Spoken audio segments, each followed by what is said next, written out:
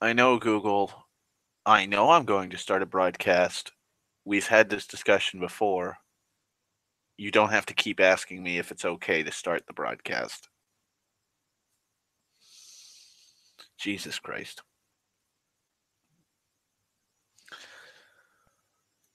All right.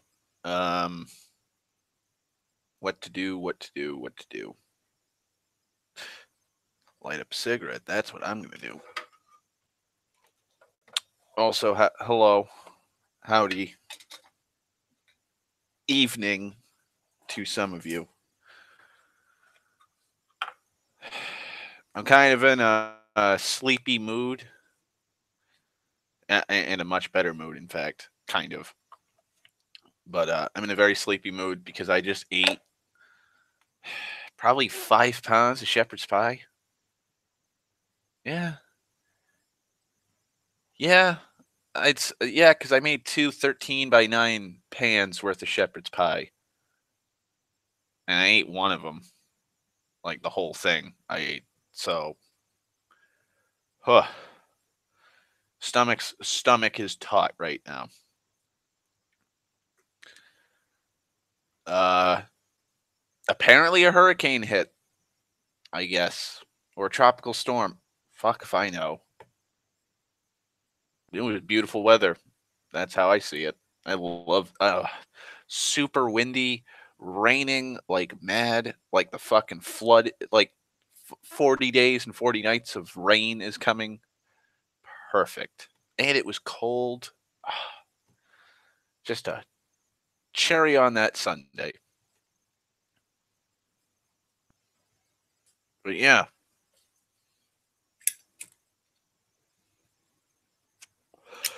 apparently it was a hurricane or a tropical storm from what everyone keeps saying around the city.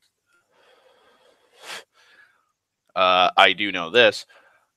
Walking yeah, walking from the grocery like walking to the grocery store to grab a loaf of bread and coming back, I probably saw or walked on or walked by or walked around enough shingles and fragments of shingles to roof quite a few houses, along with paneling and siding. It's everywhere, and branches. The wind was so bad near the coast, it's actually leaned a bunch of younger trees sideways. I don't mean literally sideways. Like they weren't felled by the wind. They're just at like a 45-degree angle sideways.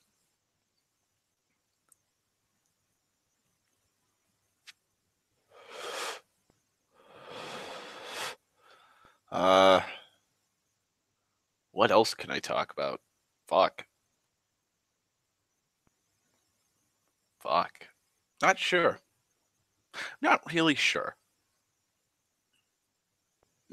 I'm in a transitional period right now, mood wise. Plus, eh, trying to think. Because I don't really know of anything that's really pissed me off or made me, given me the urge to rant. So, trying to think of something to ramble about.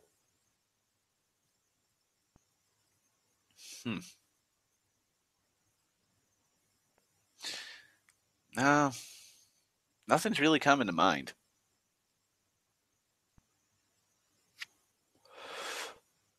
Which is shocking. Also, hey, Dan. Wow. One of the few times where I don't ramble. Kind of spoopy. Hang on, hang on. Matter of fact, let me check Facebook. Because I got Facebook open. Let me see if there's anything on Facebook that might piss me off.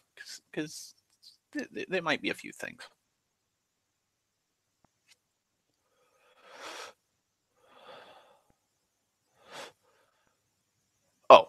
Okay, okay. Now I'm remembering. Now I'm remembering. Shit is welling up in my brain now to levels of I can rant about this. the snowstorm that hit the British Isles. Holy fuck. The people in England and Scotland and in some parts of Ireland that I've seen on my Facebook posting about the snowstorm that hit really need to get their heads out of their asses. They are in full fucking panic mode. Because in some areas, like Scotland and a little bit of England, there was a red zone. And I'm not talking like, oh, this whole, like a whole fucking like a third of England is in this red. No, it's like a county, like one or two, maybe three counties are in like this red zone for where the snow is going to fall, and that's going to be where the heaviest snow is. It was like fucking 4 inches of goddamn snow. Maybe 6 inches tops. And I had people on my Facebook that I'm friended to that are in the British Isles or the United Kingdom freaking the fuck out like it's the end times. Like God has come and dumped the full wrath and fury of winter upon them. I'm sitting here looking like, that's nothing. That's absolutely nothing. Like, you people literally went through the Little Ice Age. Like, the little again, I will repeat what I said. You guys, your country has gone through the Little Ice Age, where the ice was so thick and it was so bitter fucking cold that you could have festivals yearly for quite a few years on the fucking Thames. The Thames River had festivals. That's how thick and cold the ice was.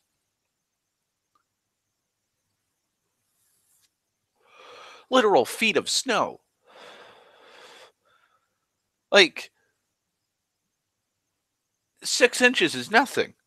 Granted, England is not known for its frigid winters. I will give you that. But you are not idiots. You have snowplows. But yet, I'm seeing friends posting videos like, oh my god, I almost got hit by this bus. And it's like, that's because you're fucking swerving around because you don't know how to drive in fucking. Like, how don't you know how to drive in snow? Like, I have not looked this up, but I have a feeling that snowfall is a common occurrence in England.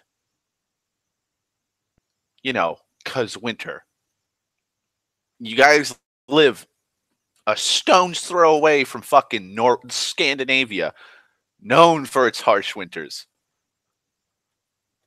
The North Sea is one of the coldest regions in the oceans, barring the North Atlantic.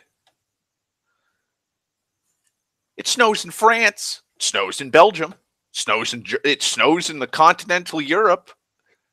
So it must like there's no fucking zone.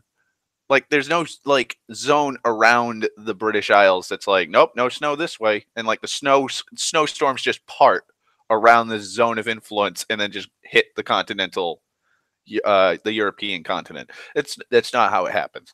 So people are fucking idiots dealing with fucking snow. Meanwhile, here in New England, like on average, we get about, sometimes a foot will drop on us in a night. And people are just driving around the city, minding their own business, like going to work. Yep, look at all that snow, foot of snow. Oh well. Oh, look at that. The radio's saying we're gonna get another foot. Yeah, well, I'll shovel it when I get home. It's a Tuesday for us. Christ, I think back when I was in high school, like just in school in general, the only time they would close down the school, and I fucking hated this. I hated it so goddamn much in school. A fucking foot of snow to a foot, like 18 inches, like a foot and a half of snow would drop. Like during like as soon as we left school, the snow would be falling, and when we'd wake up the next morning, like 18 inches of snow was on the ground. And we lived in a town, so like plowing wasn't real, like we had plows, but usually they focus more on like the highways and the main roads and main high traffic areas. And so we'd sit there patiently, just burning through what little time we had left before we'd have to go to the bus, looking at the news, hoping, praying to God that our school's name would pop up and go, school closed or delayed 2 hours so we could go back to sleep. And sure enough, like I think out of the few times, the majority of the time our school was open. They were like, no, fuck you too. You're going to school. Christ, there was one time where they were like, oh, yeah, like about 20 inches of snow is going to fall.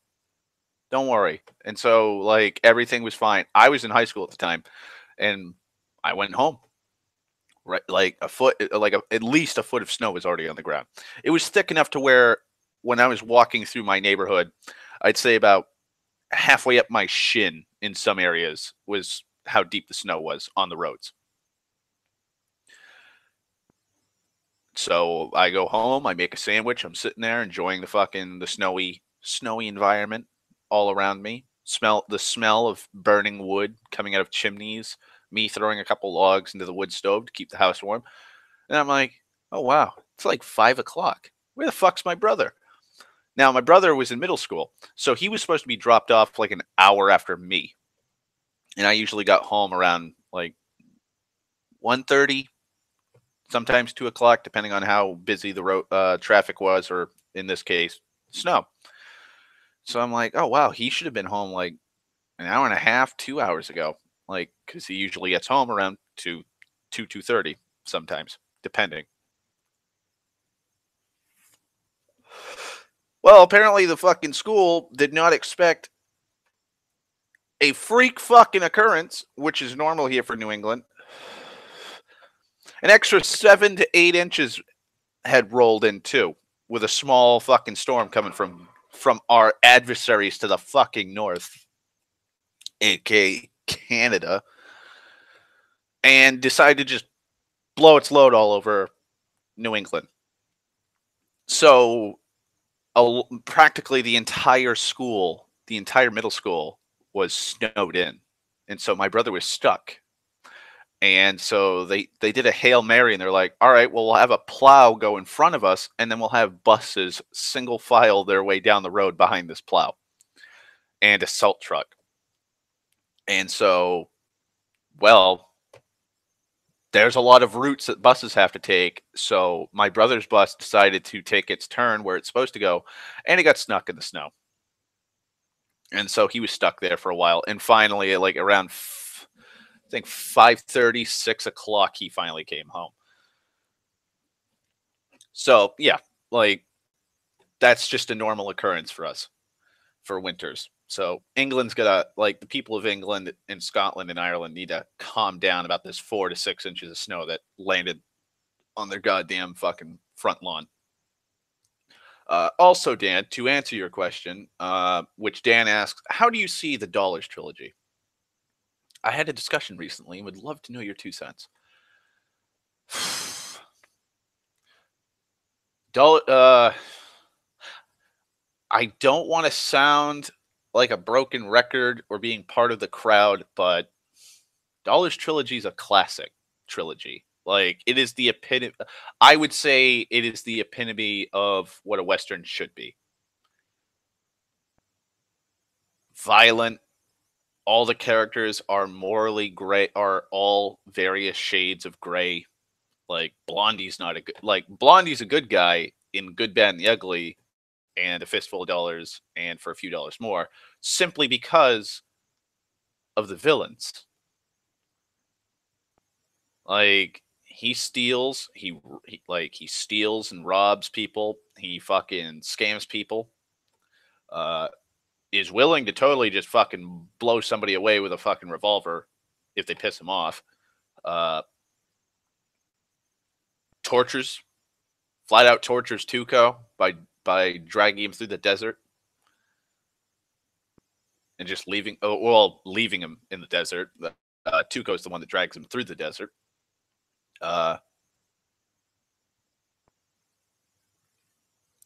Let's see what else. Um, but yeah, like Blondie is not a true hero. I, would he be an anti-hero? I'm not sure. Uh, hmm. I guess he'd be an anti-hero. But then at the same time, like he does have courage. And there are there are snippets throughout the trilogy that do show that he genuinely does have kind of a good heart. Like he saves the couple and their kid. And oh god, which one is it? I think it's a few dollars more. I think it's a few dollars more. Saves the town and a fistful of dollars. Good, Bad, and the Ugly, I would say, is probably the best example. Because oh god, it's been years since I've actually sat down and watched a fistful of dollars and a few dollars more. Like Good, Bad, and the Ugly, I watched that so much compared to the other two. Like it's been carved into the back of my skull, so I know like the examples I'm going to bring up. But like in those two, I don't really remember. Like you got a fistful of dollars, and he's playing the two rivaling gangs. Like he works for one, gets paid for fighting the other, and so on and so forth. So he's working the angles for both of them. He's manipulating them. But I think that's the most outwardly amoral thing that he's doing that I can remember. For a few dollars more, he's just a bounty hunter. Um, can't really remember anything immoral about him in that movie. But then, like, A Good, Bad, and the Ugly shows both sides of Blondie because that movie's like 19 hours fucking long. Uh, the discussion was aimed at if it's a trilogy or not, where I've been told the following. One of the main characters is the same character in all three movies, and they're not a trilogy at all. I would say they are a trilogy solely because of Blondie being in all three. I would say it doesn't matter who, like Van Cleef is in two of the movies. He's in A Few Dollars More and Good, Bad, and the Ugly because that's Angel Eyes. That's it. Then you had the dude that played in The Fistful of Dollars. He's the bounty in the guy who plays Ramon in A Fistful of Dollars. He's in A Few Dollars More. He's again the bounty in that movie where Van Cleef and Clint Eastwood team up. Uh, God, I forget. Give me a second. I'm gonna look up Van Cleef's character's name in A Few Dollars. In A Few Dollars More. Says, oh God, Colonel Douglas Mortimer.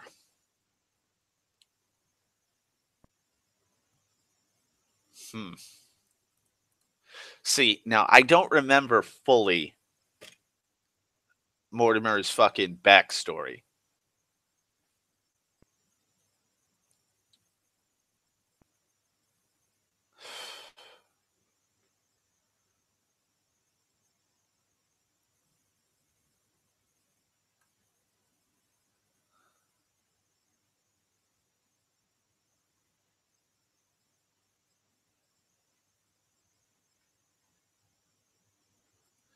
Yeah, now that I'm thinking about it,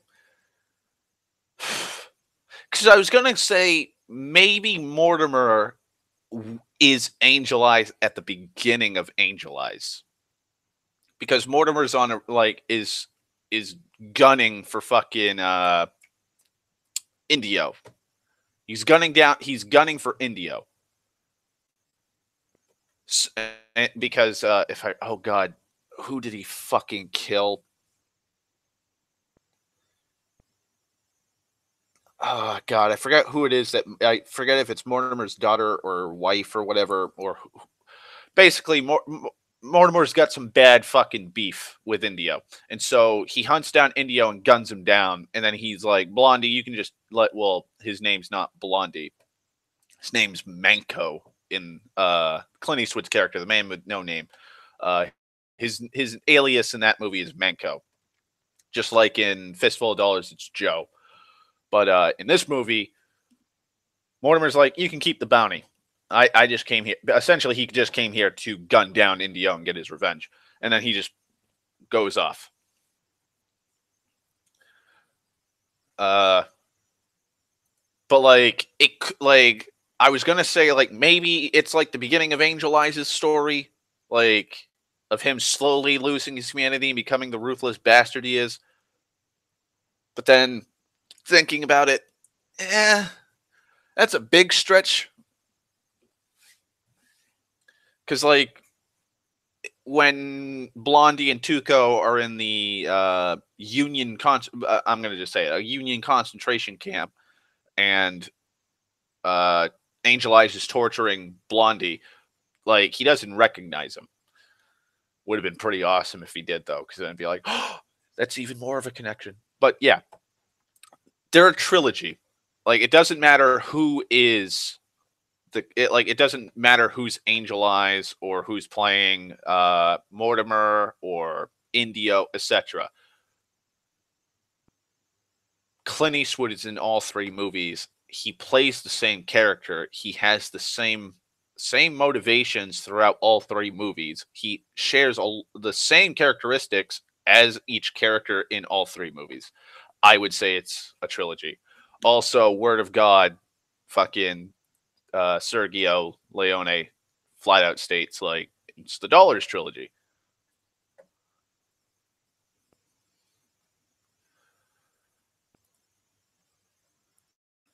Now, here's the thing. Here's the big thing.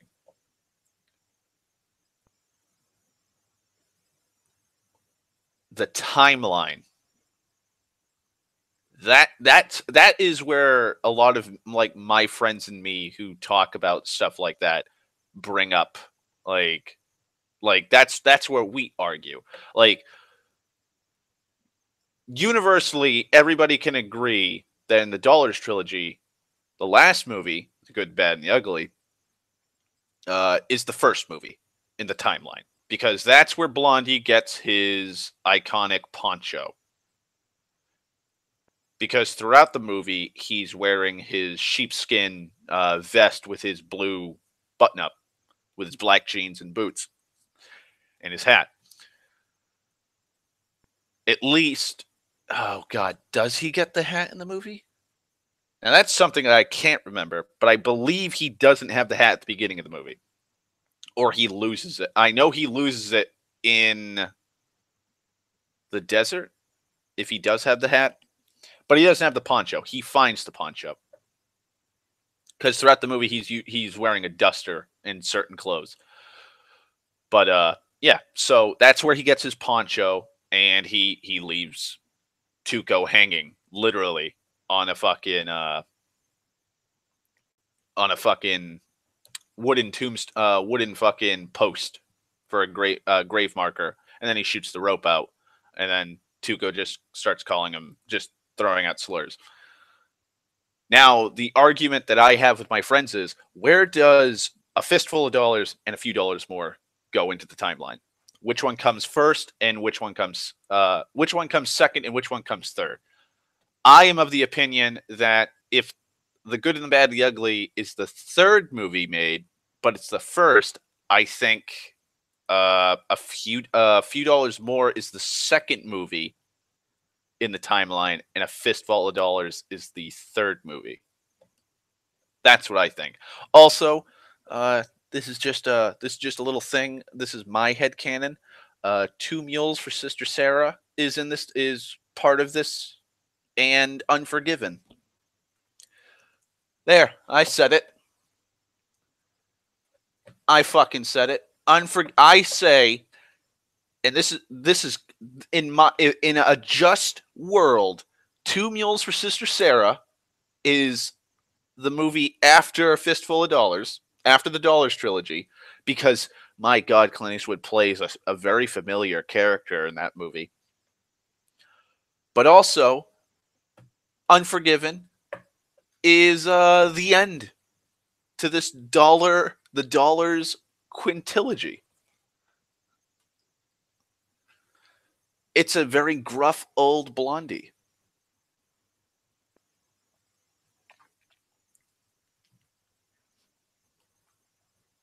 I said it. Prove me wrong, internet.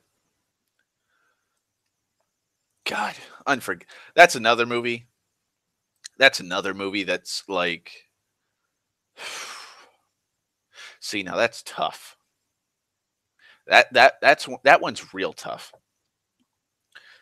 because the Dollars like I will always say till my dying breath that the Dollars trilogy is a quintessential Western trilogy. It has all the hallmarks of what the West actually was: dirty, vile, fucking violent beyond all reason. Another thing that proves me right that Two Mules for Sister Sarah is part of this. Civil War is still going on. Civil War is still going on. Though I don't remember what's going on in Unforgiven. I do believe the Civil War has long been over. But anyways, back to my point. But yeah, like the Wild West was just this awful fucking shithole time period in the West. And that is beautifully conveyed in the Dollars trilogy. Like literally the opening to The Good, the Bad, and the Ugly is Tuco gunning down 3 or 4 bounty hunters trying to catch him, then jumping through a fucking tavern, a bar window with a gun in one hand and a half-eaten drumstick in the other with a bib on. And he's still chewing away, and then he just runs off to a horse, drops the drumstick, and rides off. Then you have Angel Eyes tracking down a person that he's been hired to kill, guns them down, kills the family, wife and child, then goes back to the guy. That guy paid him to kill the guy in revenge, and he does it after getting paid and getting information. And then Blondie's working with Tuco to rack up a high bounty on Tuco's head. Blondie brings him in, gets the bounty, then shoots the rope before he's hanged, and then they just go off to another fucking area that they're not known about, and they rinse and repeat so that they get more money, and that's how they live. But then there's Unforgiven. Like, if we're talking singular movies that are the greatest Western, then I'd have to say Good, the Bad, and the Ugly is second. Unforgiven's the first. Unforgiven, for me personally, is the greatest singular, emphasis on singular, Western movie. And I have to give it to Clint Eastwood because he is in three of the greatest Western movies of all time. Technically fourth. And well, fifth, because Two Mules for Sister Sarah was pretty damn. I love Two Mules for Sister Sarah. Hang 'Em High is kind of meh. That's one Clint Eastwood movie that I've seen that's just meh. I just really don't like. It's The Revenant. He's like the literal interpretation of a revenant. But yeah, perfect. They are just classics. And here's another thing about what, like, to dissuade people with the whole Dollars trilogy and how it's not a trilogy. It is a trilogy, but the greatest thing about it is that you can sit down and you can watch any of them. You don't have to watch the other two to know what the fuck's going on. It's just more enjoyment if you watch them all, because you'll go on this journey. You'll follow the stories and the adventures of the man with no name. That's it, really. Like, you could, like, if you know somebody who's never seen one of the Dollars trilogy, you could just play them out of sequence. You don't have to play them from the first movie that came out to the last, or the first movie in the timeline to the last. You could just play. You could play the middle one, then the first one, the second one, like a few dollars more, fistful of dollars, and then the good, bad, and the ugly, and just swap it. And they wouldn't know. They'd just be like, "Oh, hey, it's that guy again. Oh, hey, Clint Eastwood's back. Oh my God, it's the same character." I would say though, because I've had a few friends that I've shown the Dollar Trilogy to, when they finally got to the good and bad and the ugly, and I told them like it's gonna be a long fucking movie, like buckle up. Like they were shocked when they first saw the movie because they were like, "Wait, that's Clint Eastwood. Where's his poncho? Like, what's going on?" Like they were kind of confused because last two movies they saw, Clint Eastwood's in his iconic green poncho and everything else. This one, he's not in it. And they're like, "Wait, what?" Until they finally saw the climax of that little arc where they see him grab the poncho and put it on. They're like, "Oh yeah, exactly." Stan, Dan, they work great as standalones. I would say that's one of eh. I could say it's kind of a complaint I have with Star Wars, where like you can't just jump into Empire or Return of the Jedi without knowing everything else. But then again, they do have the title crawl that explains some of it, kind of. Usually, it just explains what's going on, like in between the movies. God, fucking like I am still pissed off about the Last Jedi too.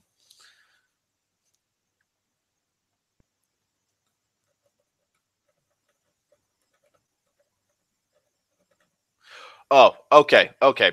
Now I'm remembering something. Remembering something I wanted to rant about. Matt Pat talking about the KSI Logan Paul boxing match on Game Theories or Game Theorists. I have not watched the video because Logan Paul is just bleh. I don't like. I fucking okay. Okay, I have two YouTubers that I have to rant about. The first one being Matt Pat. So I just sorry, three YouTubers. Technically four, but it's three YouTubers. So Logan Paul, do not give a fuck. Like I'm okay with like Philip DeFranco talking about him and like because it's news relevant and it's like, oh hey, Logan Paul videotaped a dead body, which is fucking like beyond fucking stupid to think that he would be able to get away with that. And then uh oh hey, he's back and he keeps bragging about how he got 1 million fucking subscribers while he was gone and his hiatus. And oh look at this, he's tasing dead rats. Oh, look at this. KSI is challenging him to a boxing match. That, okay, I'm fine. I don't need, but if you constantly keep talking about him, I'm just going to fucking zone out and I'm not going to listen. So I'm looking through YouTube. Now, this video is quite old now. It's a couple months old, I think. So I'm scrolling through my subscriptions, and there it is on the Game Theorists. How Logan Paul is going to utterly destroy KSI in a boxing match. Game Theorist. No. No. No. No. I'm not going to watch it. You're a fucking game theorist. You talk about games with your frivolous, almost moronic theories at times. Like, enough. Like, no. Like, I know exactly why Matt Pat did that fucking video.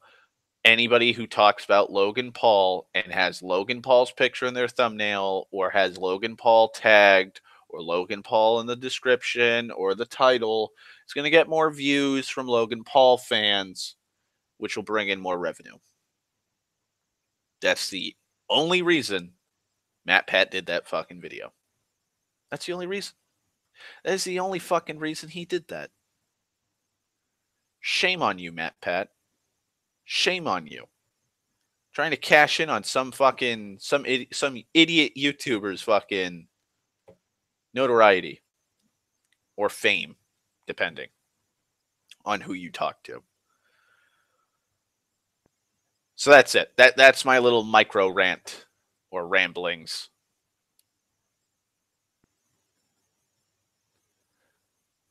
Okay, I will say I will say this, because I showed my brother the boxing match between KSI and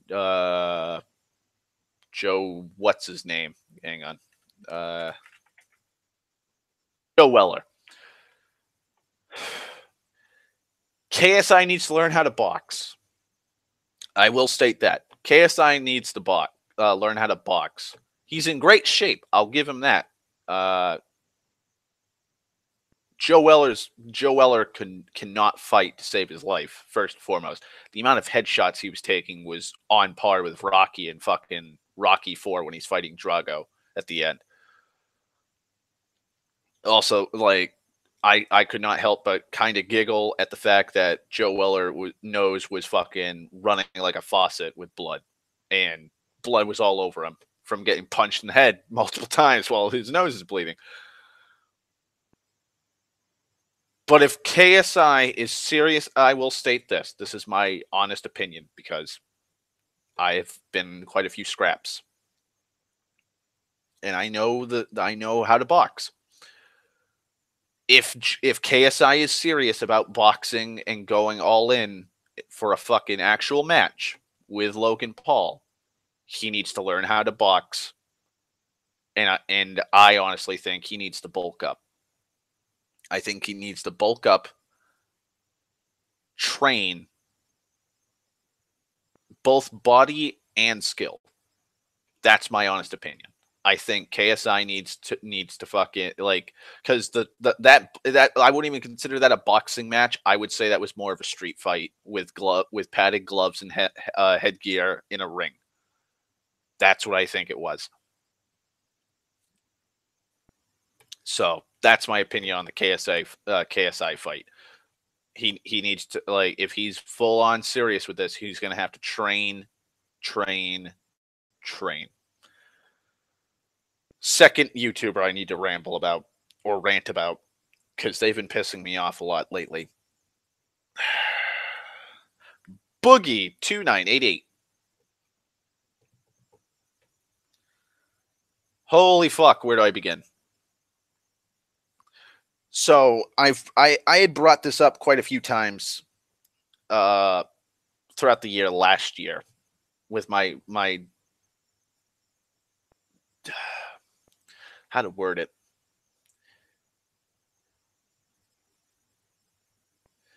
How the fuck do I word it?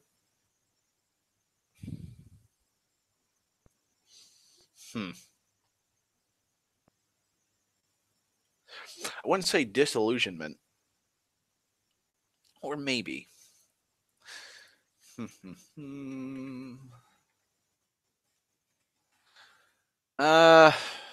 Disillusionment, maybe? Nah, I wouldn't say disillusionment.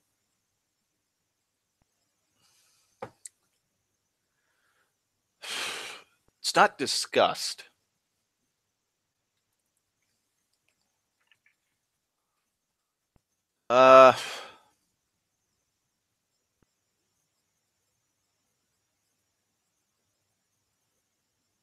Not sure how, like, I'm not sure of the proper word to use. Basically, I did not approve of Boogie's. I'm starting to slowly. It's starting to slowly grate on me the way, like, Boogie's temperament when it comes to certain topics, namely YouTube drama. Like last year, like, he'd be like, "Oh well, I don't want to talk about YouTube drama, but I'm gonna talk about YouTube drama in this video," and it's like, stop, just fucking stop, Boogie.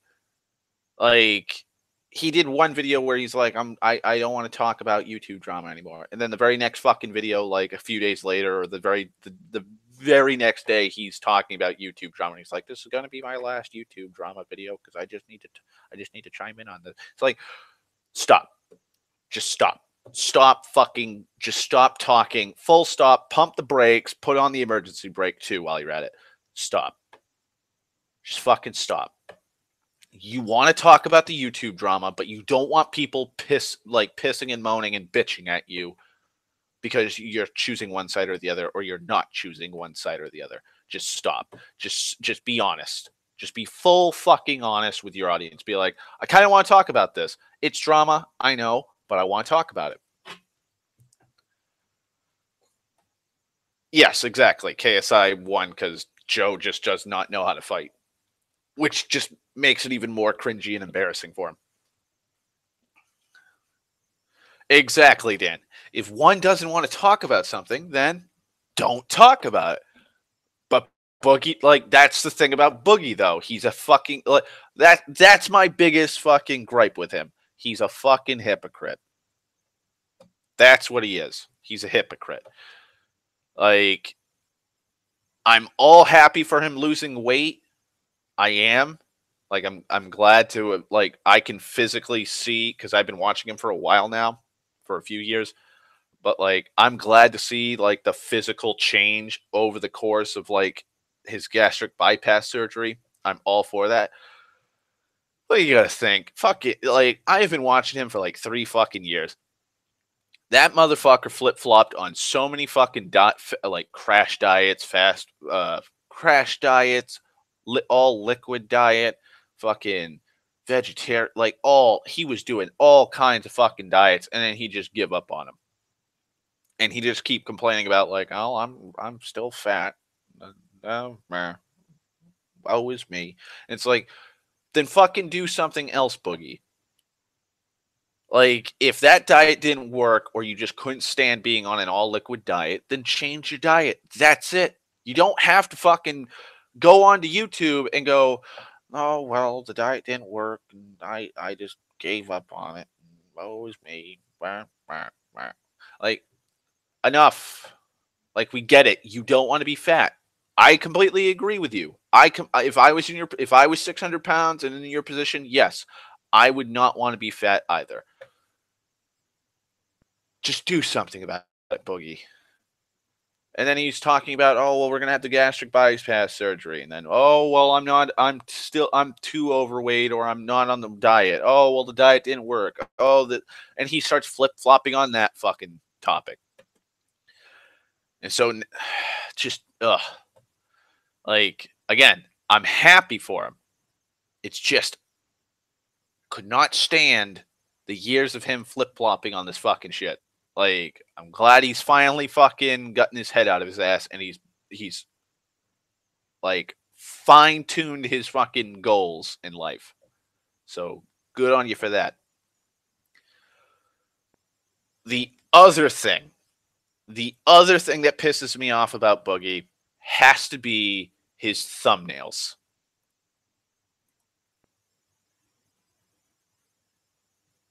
His thumbnails and the titles. Like, good God. I'll give you a few examples. So, Boogie gets divorced, right?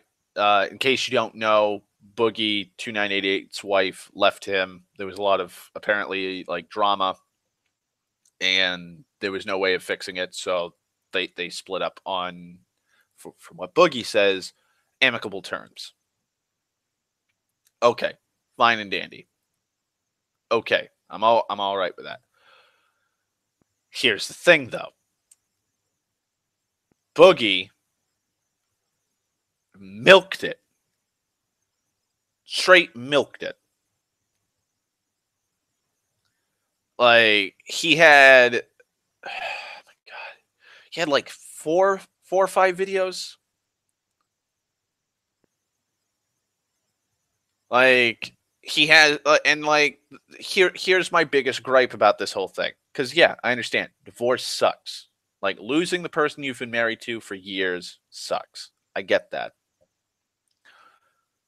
But doing a picture, like, doing poses of you being sad and, like, holding your head in your hands like you're crying, and it's like, the rumors are true. We're getting divorced. And then I'd say not a few weeks like a week later, he's like, "Are you okay? Are you okay? Has Boogie lost it?" And he's kind of smiling with like an okay fucking symbol, like his hand gesture. And then like like a few weeks later, he's holding his head in his hands. And it's like, divorce has me overwhelmed. It's like, yeah, yeah, that's what happens. Or his the whole YouTube, like the YouTube apocalypse shit, where they were like YouTube was fucking starting to strangle YouTubers. Like he's all sad and like he had a picture of him being all sad. And it's like YouTube has a YouTube problem, a YouTuber problem, dot dot dot, including me. But then, like, if I remember correctly, he doesn't really talk about like what he's done that's problematic, quote unquote. And I fucking hate using that word. And then like another one where he said, and it's like big changes to YouTube partners, and it's like small channels ruin. Like he, oh my god, just just bad, just annoying. It really is. And then like he does these videos where he's taught like his oh my god, it's just it's just a convoluted fucking mess of things. Like it is. It's just an absolute convoluted fucking mess with Boogie because he ropes you in with this thumbnail of like, oh man, look how sad Boogie is. Like look at the title. Like this is gonna be a feels trip. Choo choo. But then he's like, "What's up, everyone?" And he's all talking and he's all happy and he's chipper. He doesn't have a chip on his fucking shoulder and he's all cheery and he's like, "Yep, like it's really hard, like being divorced and all that, but I'm all happy because I got all my friends over and they're all coming by and talking to me and I'm doing pretty good. I got the dog and I'm cleaning dishes by myself and I'm doing my taxes and boy howdy." And it's like you don't really look that fucking depressed, Boogie. Like it doesn't sound like you're like it's that overwhelming for you. Just yeah, exactly, Dan. Horribly fucking clickbaiting. Thankfully, I am not following him on fucking Twitter. But then one of the things that pissed me off, I think it was last night. Was it last night? His new video. I think it was last night where he's like, "Oh well, on Twitch, I portray like essentially a bumbling buffoon. Like he has two different personalities. His YouTube personality, which is quote unquote the person I aspire to be, and then he has three personalities technically. First one is his Boogie YouTube account where he tries to aspire to what he's portraying on YouTube. Then you have Francis, which is his hyperbolic attitude and opinions. And then his Twitch portrayal is being this overreacting let's player. And it's like, why don't you just act yourself on YouTube? Why don't you just act like yourself? Like 95% of the people I watch on YouTube act like themselves. That's just how they are. Like Markiplier, yeah, Markiplier tends to overreact on games, but his personality throughout the majority of the Let's Play is still himself. He's still mocking things, pointing out inconsistencies and leaps of logic and just stuff like that, and he's just having he's just having fun doing it. Like he acts the same way as he does on camera as he does off camera. Like there's been people like I've had friends who've met Markiplier at conventions and meetups and stuff, and they're like, yeah, he acts the same way as he does off camera. Like Jacksepticeye, like I have an Irish friend who says that he overemphasizes being Irish. I can understand that, but that's his motif. Like top of the morning to you. Like That's his opening, along with the high fives and his outro. But like most of the time, he's just joking around, freaking out when shit fucking hits the fan in the game, and that's about it. And he's done interviews and stuff where he practically acts the same way. He's not as loud, but he's still the same person. Like Ashens acts the same way on Bartians, fucking when he's with Barry on Barry's main channel, when he's on the sequelizers. Fucking Potholer acts that way, and I feel like he's that analytical in person because he used to be he still is or formerly was a science journalist. Chemo acts the same way that he's always acted. Fucking Knives Monroe acts the same way he's always acted. I'm trying to think. Pat the NES Punk, fucking I Hate Everything, even though technically he does like to be a little bit hyperbolic with things.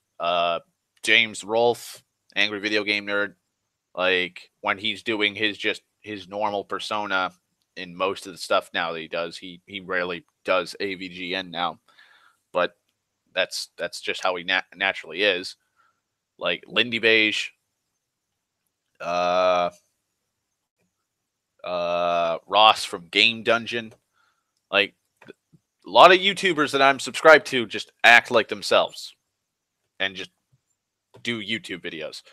Like, I don't know why the fuck you need to just flat out state like, yeah, like the person that you've been subscribed to for the longest time is just a personality I like a persona I put on. Like, I'm not actually like this. I'm like, and it's like, the hell you aren't. Like, every time you do your rambling series or you talk about YouTube drama or anything, whether it be political, drama based, what have you, you always teeter down the middle. You always teeter down the fucking middle and you never pick a fucking side because you don't want to anger one side or the other. Like, you're just afraid. You're just afraid of picking a side. And I have a feeling like in your personal life, you do pick a side. Because everybody, I mean it, everybody picks a fucking side. And if you go, oh, well, I don't pick a side, you're on a side. You're on the side of people who go, I don't like this side, like one side or the other does not interest me. I don't want anything a part of it. I don't want to be a part of it. Well, guess what? You're on the third side. The people who are just uninterested. There's a reason why when you see polls, like there's people who side like we'll go with a political poll. They'll poll like 100,000 people will get polled as to who they think will, like, who they're going to vote for, and it's like 35% for Hillary, I don't know, 25% for fucking Bernie Sanders, 40% undecided. There's three sides. So if you're one of the 40% that's undecided, and people are like, well, who are you going to vote for? And if you're like, oh, well, I don't really like Hillary because she's crooked, and I don't really like Bernie Sanders because he's too much of a socialist, so I'm not going to vote for them. You're on a side. You're on the side of the people who don't want to vote for either of the two fucking people. It's as simple as fucking that. I've always hated when people are like, oh, well, I don't choose sides. Yes, you fucking do. You just don't choose those two sides.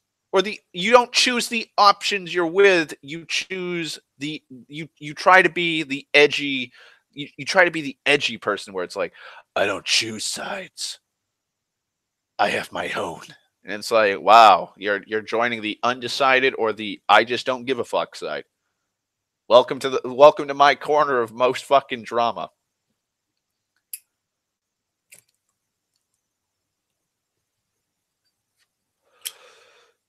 So that's my rant or rambling fucking list of things that's been annoying me about Boogie. Now comes the probably the biggest.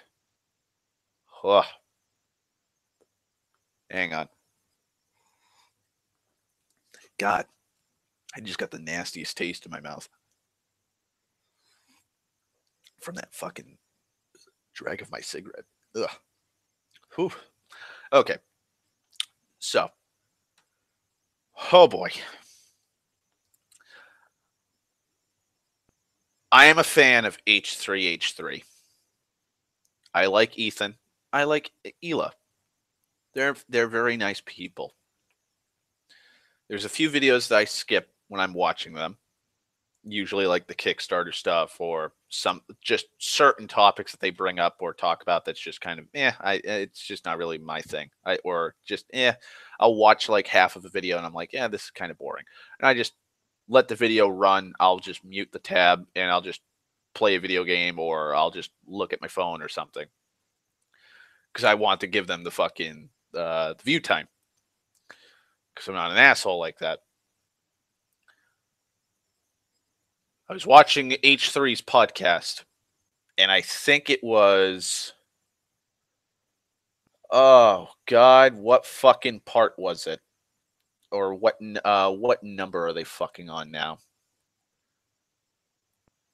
I think it's like 52 now. I think 52. They just uploaded 52.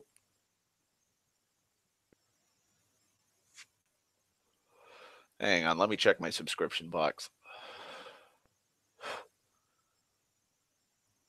Okay, 50. Okay, so 53.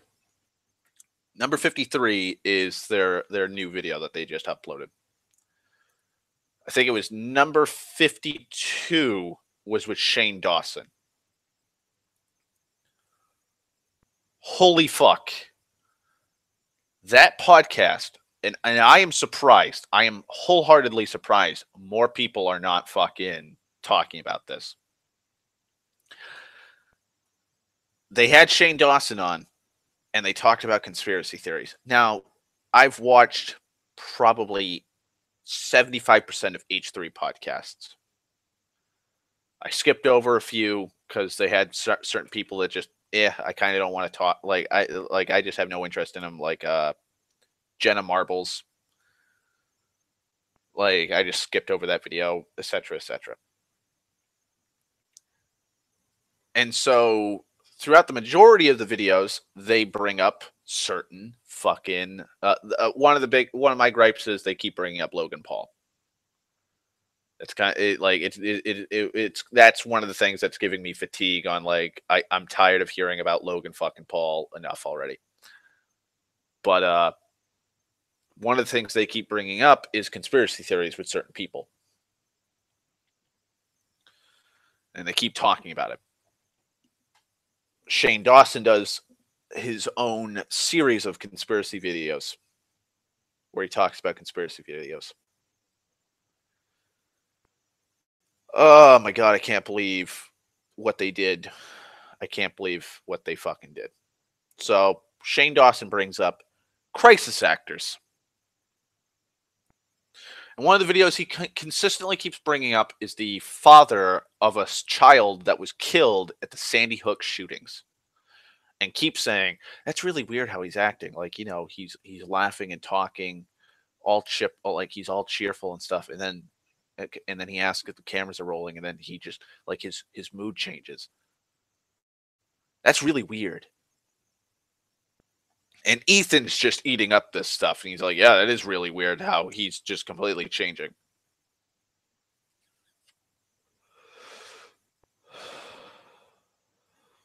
And they just keep harboring on it. But they don't bring up anything to disprove crisis actors for the majority. Like they bring up it's kind of insane that people are saying that this one kid in the Parkland, Florida shooting is a crisis actor. They think that's insane. But they don't think it's insane that a grieving father can, present himself as a normal human being to people he does not know or people he does know. Like my uncle fucking Den died in December, but I could carry on a normal conversation with somebody until Like they bring up my fucking my dead great uncle. Same with my grandmother. Same with my grandfather. Like I can talk. I'm talking normally about them now, right now. But if I was standing at a fucking podium and I was going to be questioned about my dead son, yeah, my mood is going to nosedive. Like Shane and Ethan do not know what transpired. They could have been cheering him up. They could have been giving him condolences and making him feel welcomed and loved and cared about. They could have been making him feel good until they're like, "All right, it's time for you to talk, like to give your speech about your son, like to give your response to the Sandy Hook shooting," and that's probably gonna fucking make his mood nosedive. And then they talk about 9/11, and Shane Dawson starts talking about, well, I'm not saying that George W. Bush was in on it, but it's kind of suspicious. Like World Trade Center set, like Building 7, it didn't get hit by anything; it just collapsed. But the other buildings, like look at this video. Like this guy's then they show a YouTube video about the guy that, like some fucking some 9/11 fucking truthers talking about, like, oh, look at this, like a building in Spain burned down and the steel structure was still standing. And it's like, oh my fucking god, I can't believe we're still fucking talking about this stupid shit. Now, here's my biggest gripe. Like, well, this is my second biggest gripe with them. So they're talking about 9/11. Shane Dawson pulls out that, oh yeah, well when the first plane hit Building 1, or I think it was Building 1 or Building 2, the building right next to it told all the people inside the building to remain calm and to stay inside. Like, why would you do that? Like, why would you do that? That's kind of suspicious. Shane, you're a fucking idiot. A plane just hit the fucking building next door, not 50 to 100 yards away. A fucking 747 just smashed into the side of a fucking building. There are 3,000 people died on that day during that attack. Here's the difference, though. And this is the first thing out of my goddamn mouth when he fucking said that. My grandfather thought it was a fucking plane, like it was an accident. My father and I will bring my father and grandfather's perspective on this. And my grandfather told me this multiple times while he was still alive after 9/11. And my father still brings it up after 9/11. Word for word, this is what happened. My grandfather panicked and woke my father up because he was asleep and told him, George, a plane just hit one of the World Trade Center's buildings.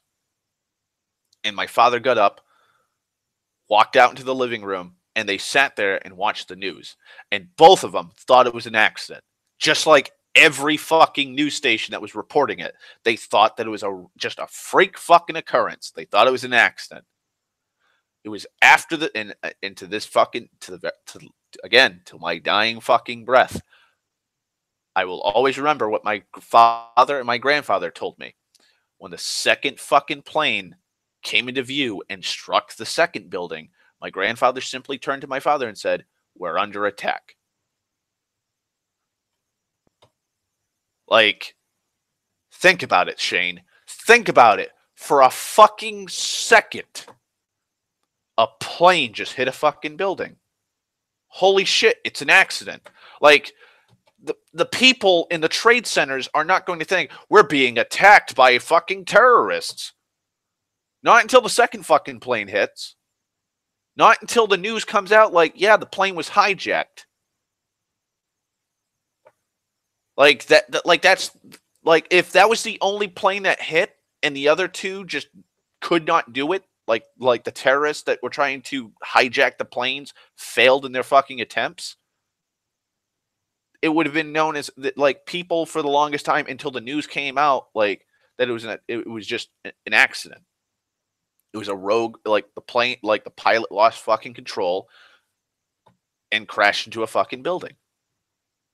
That's how it'd be until the news, like until the investigation was over, and they were like, no, like terrorist fucking like until the news came out, we're like, yeah, multiple planes were like 2 planes were going to be hijacked. Well, three planes were being hijacked the same time this plane hit, and they were able to fucking subdue the hijackers, and yeah, like that was a terrorist attack, and it would have been worse if the second building was fucking struck. That's common fucking sense, Shane. That is common fucking sense. Here's the other common sense fucking thing, and this is what's pissed me off so fucking much about the whole fucking thing.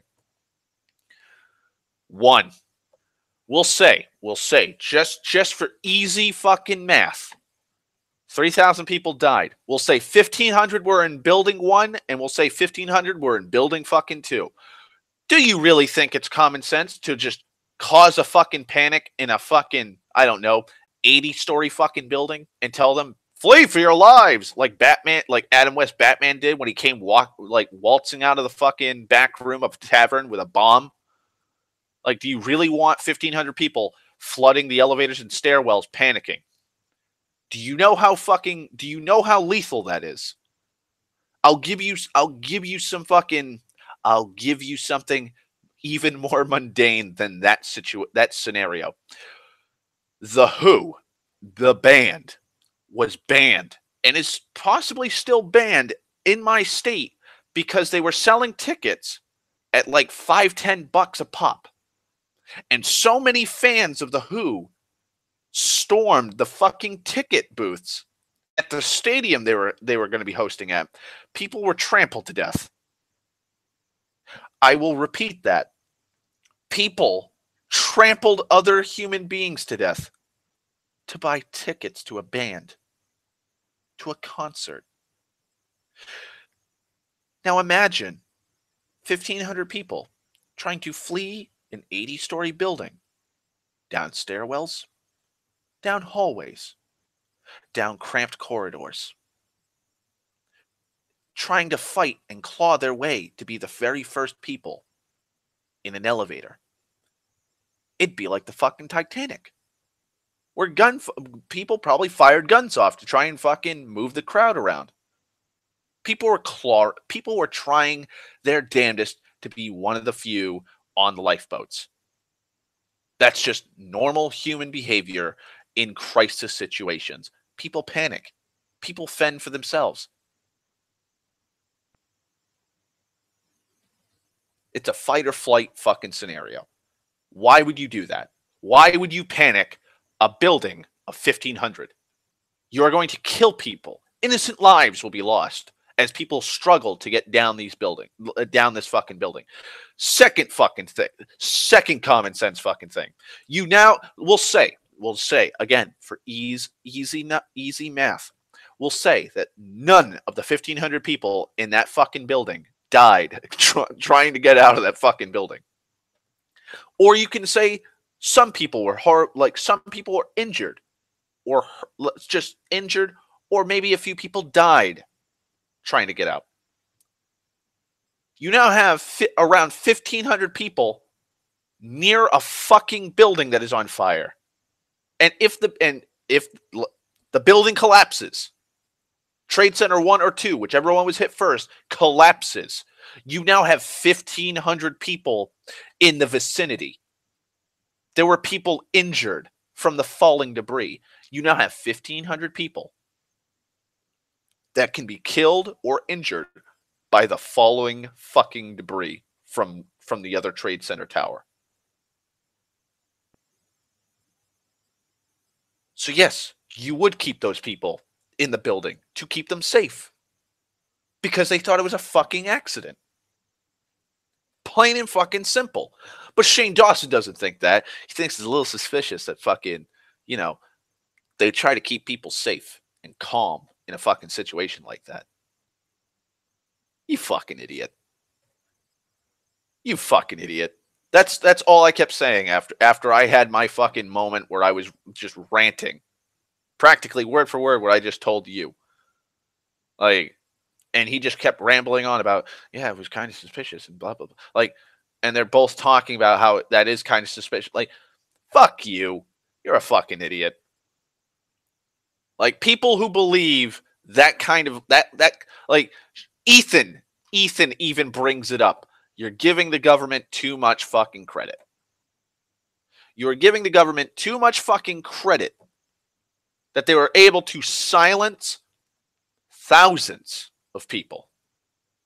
Silence the 3,000 families that lost people. Silencing the hundreds of people that were injured or killed at the fucking Pentagon. Just, you're giving them too much credit. They were able to fucking maneuver something like that.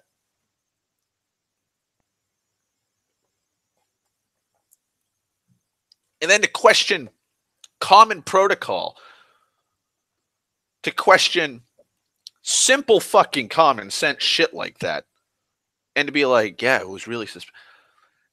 Now comes my biggest fucking gripe throughout that whole Shane Dawson conspiracy shit segment. Not once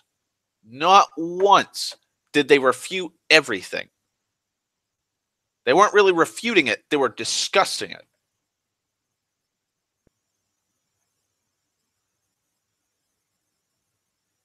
That is dangerous. That is absolutely fucking dangerous. Why? Because if you're not stating, like, this is all fucking insane shit, or this like, these conspiracy theories make no fucking sense or hold no fucking water, you are giving people who didn't believe in that conspiracy to start questioning it, especially your fans. Case in point, Jenny McCarthy. One of the biggest figures of the anti-vaxxer movement. Bet you a lot of her fans didn't think of it, like, anti-vaccination or not vaccinating their children until she started ranting off fucking insane fucking diatribes about, oh yeah, it causes autism. Oh yeah, it's got mercury in it. Oh yeah, this is highly illegal. Look at this fucking this scientific study that was shown by this one doctor that was, incredibly fucking faulty to the point that he lost his medical license. But it was written by a doctor, so it's proof. Look how big the anti-vaxxer movement is because she's one of the fucking star fucking figureheads. Just, talking about it.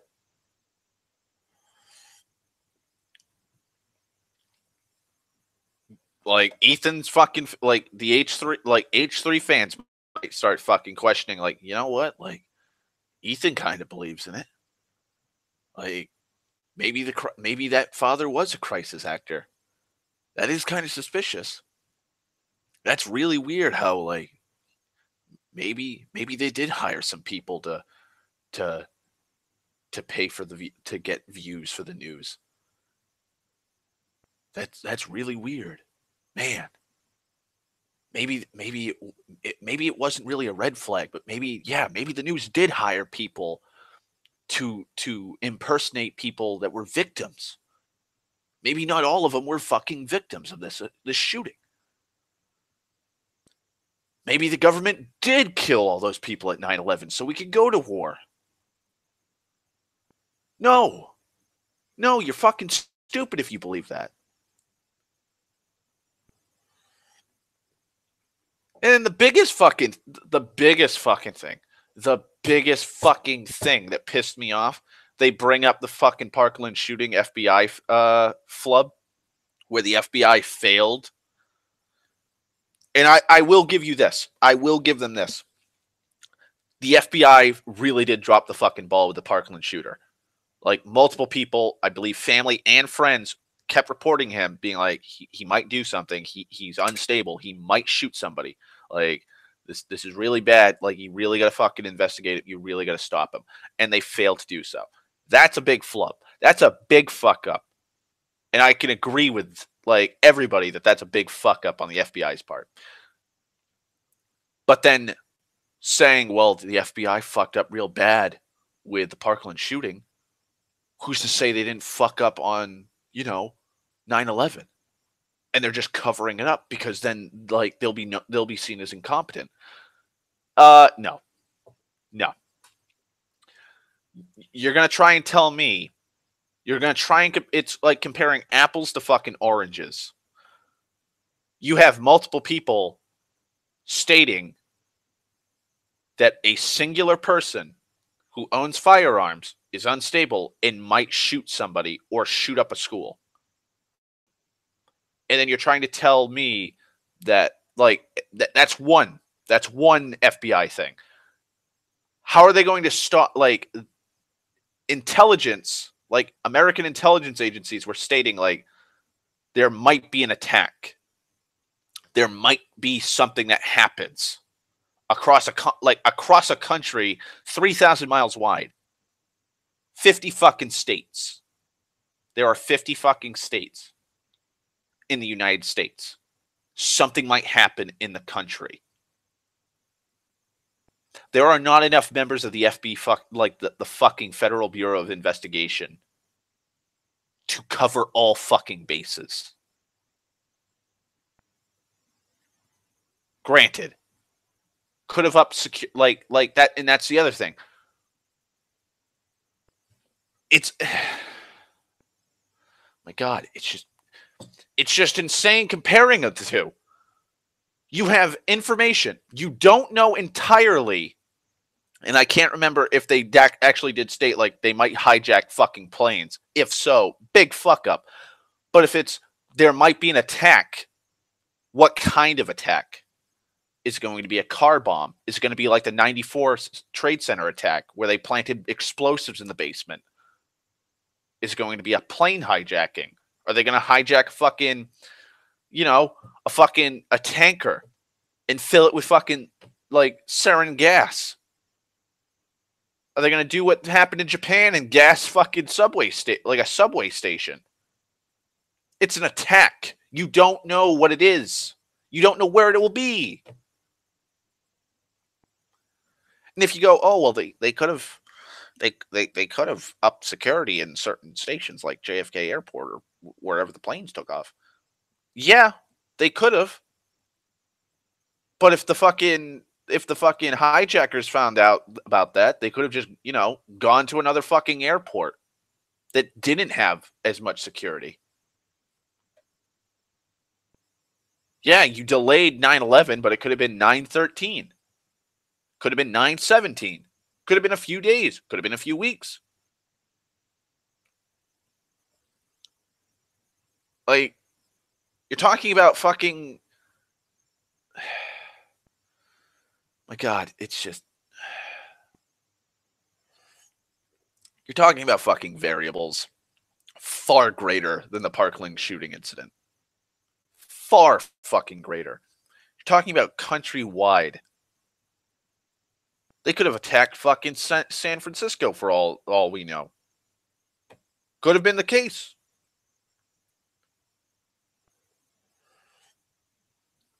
Exactly, Dan. They're planting seeds of self-doubt in some people that look up to them. Like that's the thing that pissed me off about that fucking podcast. That's the really big thing. Because Shane Dawson was talking about, yeah, I believe in some conspiracy theories. Like some of them hold water. And then you have Ethan kind of fucking following the coattails of fucking Shane with the crisis actor, and then talking about, yeah, that is kind of suspicious about the fucking the second trade centers just being like, remain calm, stay inside. Like, and then they bring up the fact again, they bring up like, oh well, the buildings fell downwards. They didn't fall like normal buildings. It's like, Jesus fucking Christ.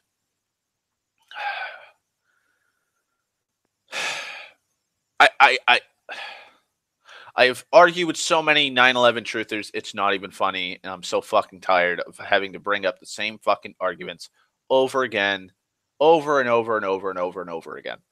Also, happy birthday, Queen. Sorry I didn't tell you yesterday. I was tired and I slept most of the day away, but happy birthday. But yeah, I'm just fucking sick and tired of having to point out these common sense things. One, the Trade Center buildings were designed to prevent being destroyed, quote unquote, in air quotes, mind you. They were designed to withstand an airplane hitting them.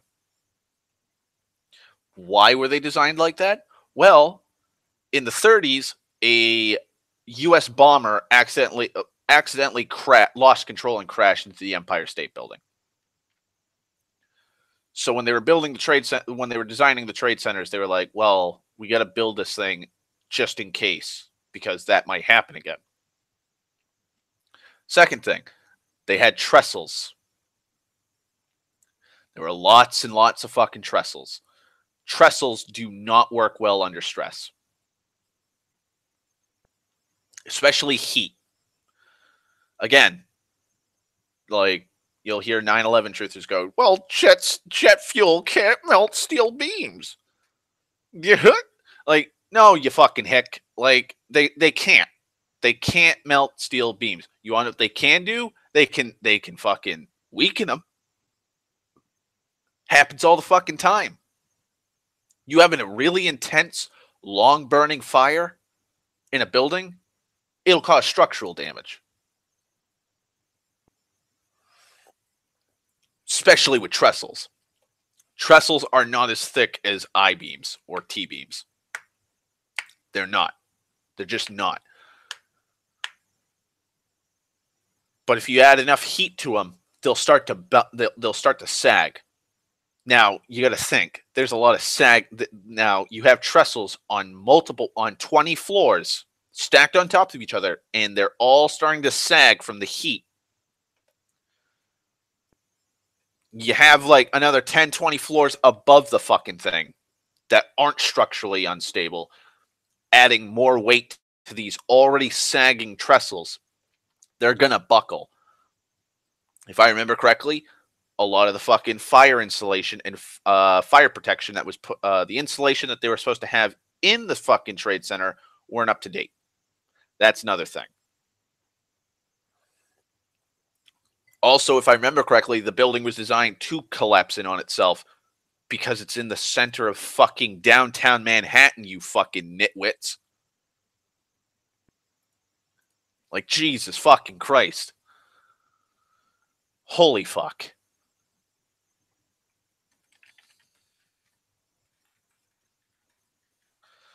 Oh, God.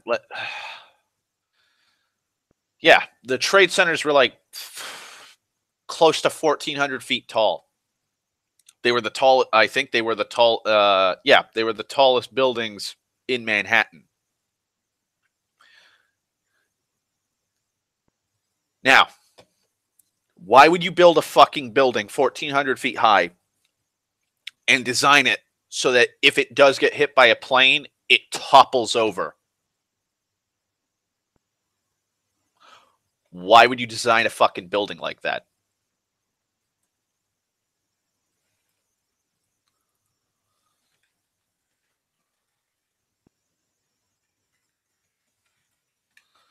Why?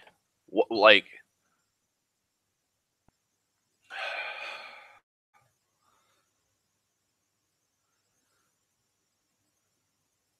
oh my God.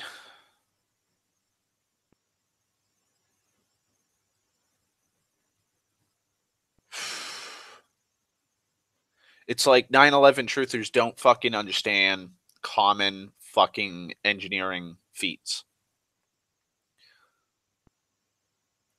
Not only were they designed to withstand being struck by a plane, which is why the buildings lasted so fucking long, but also, not only do you have trestles that were sagging, but if you have sagging, also here's another thing for people that don't know how to build like really tall structures. You usually have lightweight steel structures. That's just a common sense thing. Like, you can even see it in fucking castles. Castles, for God's sakes. You can see in a castle how the bottom is bigger or thicker to support the weight above it, and you can see that it tapers off. Kind of the same thing as applied in building a skyscraper, in the sense that you start using a lightweight steel and other lightweight materials the higher you go up. Now, also, if I remember correctly, they had columns. And, oh God,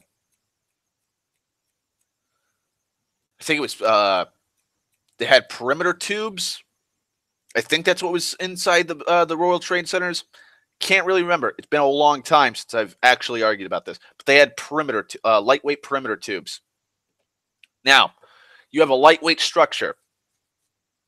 You have sagging floors. Where is a floor going to sag?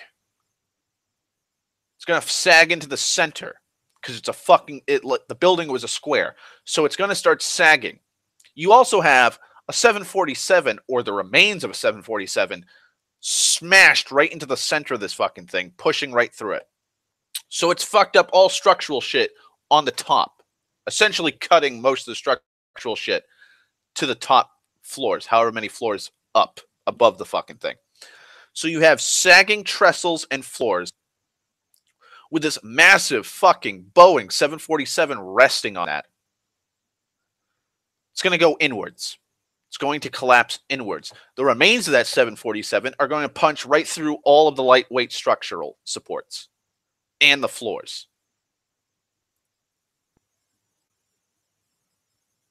Like, that's what's going to happen. That's why they went inwards. Like, holy fuck. And then you'll hear people going, oh, well, you can see smoke coming out of the sides of the building. That's where they were setting off their C4. That's where they were setting off their C4. It's like, or the 747 was going through the 747 remains were going right through the fucking thing, and they were smashing through the floors. And, the resulting debris was blowing out the fucking windows. That could have been the thing. Along with, most of the fucking top floors of the building coming down too, because gravity. I'm talking about, to answer your question, Queen, I'm talking about H3's podcast with Shane Dawson from, I think it was last week, where they started talking about the World Trade Center and how it's kind of suspicious certain things were happening. And then they were talking about fucking crisis actors for like school shootings and shit. And they didn't specify that it was all fucking ludicrous nonsense. So they were planting, and as Dan put it, they were planting seeds of doubt in some of they could be, or they were planting seeds of doubt in their audience unintentionally. And I'm pissed off that like they weren't refuting every little fucking nook and cranny of the fucking conspiracy theories. So that's the thing that's been pissing me off. And apparently not a lot of people were talking about it.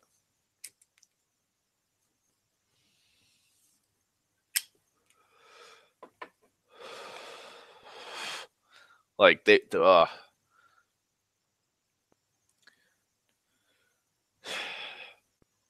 just absolute insanity.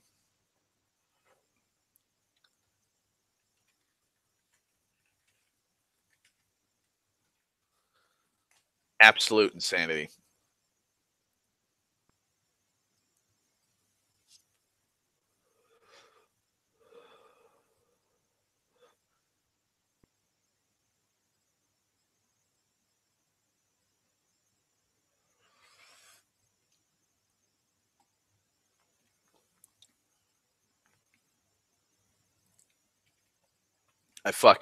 I just absolutely fucking hated it.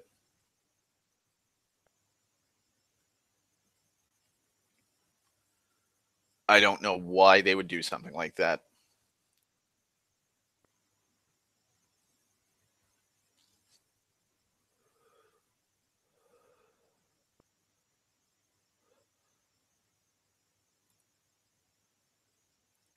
Also, to answer Shane Dawson's question as to why Seven World Trade Center collapsed, A fucking building fell on it.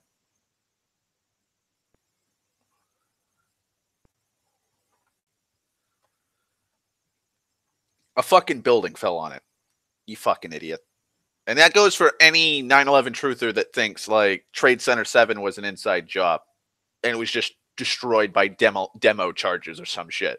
A fucking 1,400-foot building was collapsing right next to it, and some of the fair amount of debris fucking smashed through the south wall of it, and burning, smoldering fucking debris from that building collapsing set fires on several floors and spread rapidly because it's an office building.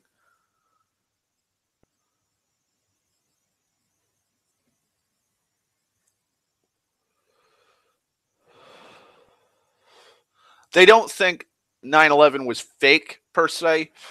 Shane Dawson thinks it was kind of suspicious that fucking when the first plane hit the first Trade Center, the second Trade Center supposedly people on the intercoms were telling the people within the building to remain calm and to stay inside, to remain indoors.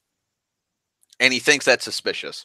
And I went through a whole rant where I was like, no, it's not. That's not insane. That's protocol. Like, you're not going to send, and I even said for the ease of math, 1,500 people are in that building and 1,500 in the other building. You would not have 1,500 people panicking trying to get into the elevators and stairwells because that would cause injuries and or deaths. Plus 1,500 people standing outside of the Trade Center waiting for, emergency services to arrive while a fucking building is on fire with the remains of a plane inside that's going to collapse is, again, a stupid idea to do. You're not going to have 1,500 people there because more people might be injured. Like,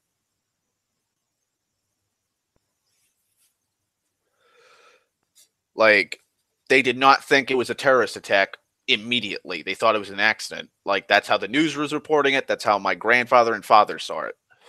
My grandfather woke my father up out of a sound sleep to tell him, like, oh my God, there's been a terrible accident in Manhattan. A plane hit one of the World Trade Centers. And then when they saw the second plane hit, my grandfather turned to my father and said, we're being attacked. And like when he was stating that shit, fucking Ethan was like, yeah, that is kind of suspicious. That is kind of weird. But he's not like he wasn't like refuting him, being like, well, wouldn't that you wouldn't want people stampeding out of the building or anything logical. He was just like enthralled by it. Oh my God, just fucking and I was having so much fun listening to that podcast until they fucking hit the crisis actor, the supposed crisis actor, one of the fathers who lost a child at the fucking Sandy Hook school shooting. And they were like, yeah, it is kind of weird how he was cheery and kind of upbeat until the cameras were on. Then he kind of just changed his demeanor, because he's going to be talking about his fucking dead child.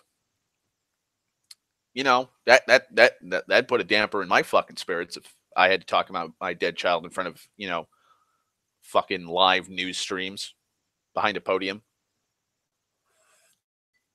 Well, people are giving me condolences. Yeah, I'd kind of change. My mood would change dramatically.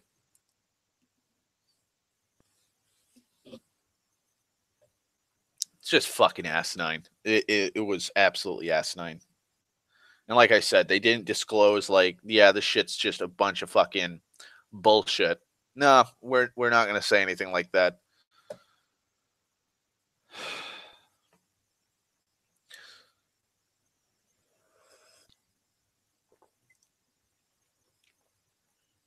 It's just, oh my God.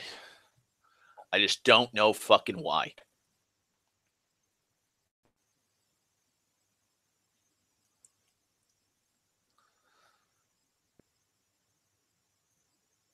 Exactly, Queen. Life isn't black and white.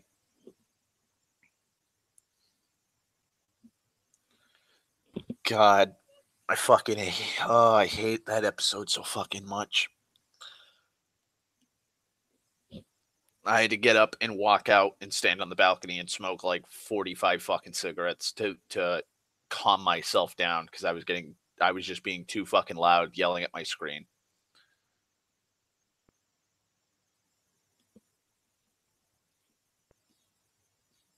It was just fucking infuriating.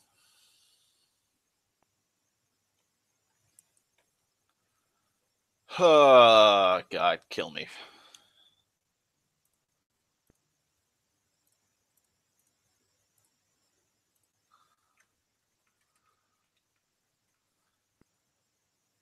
Also, okay, I'm gonna change gears now to something a little bit more uplifting, or like something not horribly fucking depressing, like that. Like I don't want to deal with that. Like I said earlier, I'm in a transitional phase emotionally right now. I want to go back to being in my bed, fucking like my new motto when I'm depressed is, if my bed is a mess, I am depressed. Don't want to be in that situation anymore. So, anyways, there is a guy on YouTube that I encountered. His name is DIY Camper, Do It Yourself Camper. So, he is fascinating. Absolutely fucking fascinating. He's an insane conspiracy theorist. And I mean insane. Like full on fucking insane. Like, whew. He is off his fucking rocker. I started watching, like, I found one of his videos in my recommended on the sidebar while I was watching a video. I think it was like a top 5s or a top 15s video, because I watched those two channels at times. And so I'm like, oh, what's this? So I start watching him, and it was just fascinating. It was just so fascinating watching this guy just ramble on insanely. Like, he's even more insane and rambling than I am. So I'm watching him and I'm watching him, and like I realized, like, I am like 15 videos in. Like I am just falling down the fucking rabbit hole, and I am not trying to stop myself, because I just like I said, he's just fascinating. There's just so much wrong with his mental capacity. Like like his view of reality is so fucking insane. I can't I can't stop saying fascinating, because that's what it is. It's like, how are you so crazy? How can you like, how do you think that's what like that's what's going on? And so, like, oh my god, just so he has what so he had a couple videos.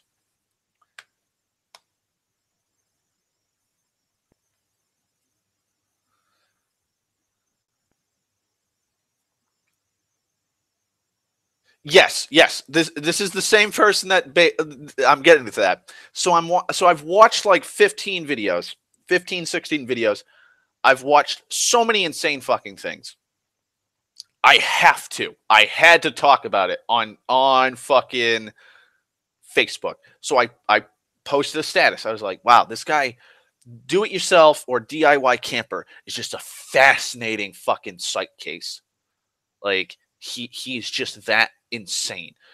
And not 5 minutes, like, not, I'd say 20 minutes later, after finishing watching the video that I was watching, while after I typed that comment, or that status, after I had finished typing that out and finishing watching the video, I wanted to watch another insane video of his.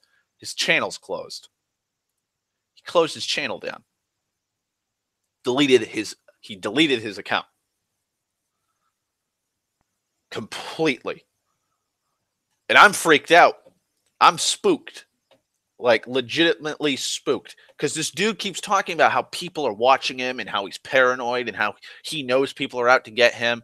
And I'm like, what if he has some, like, what if he's searching through like all of social media trying to find like people who are saying his name?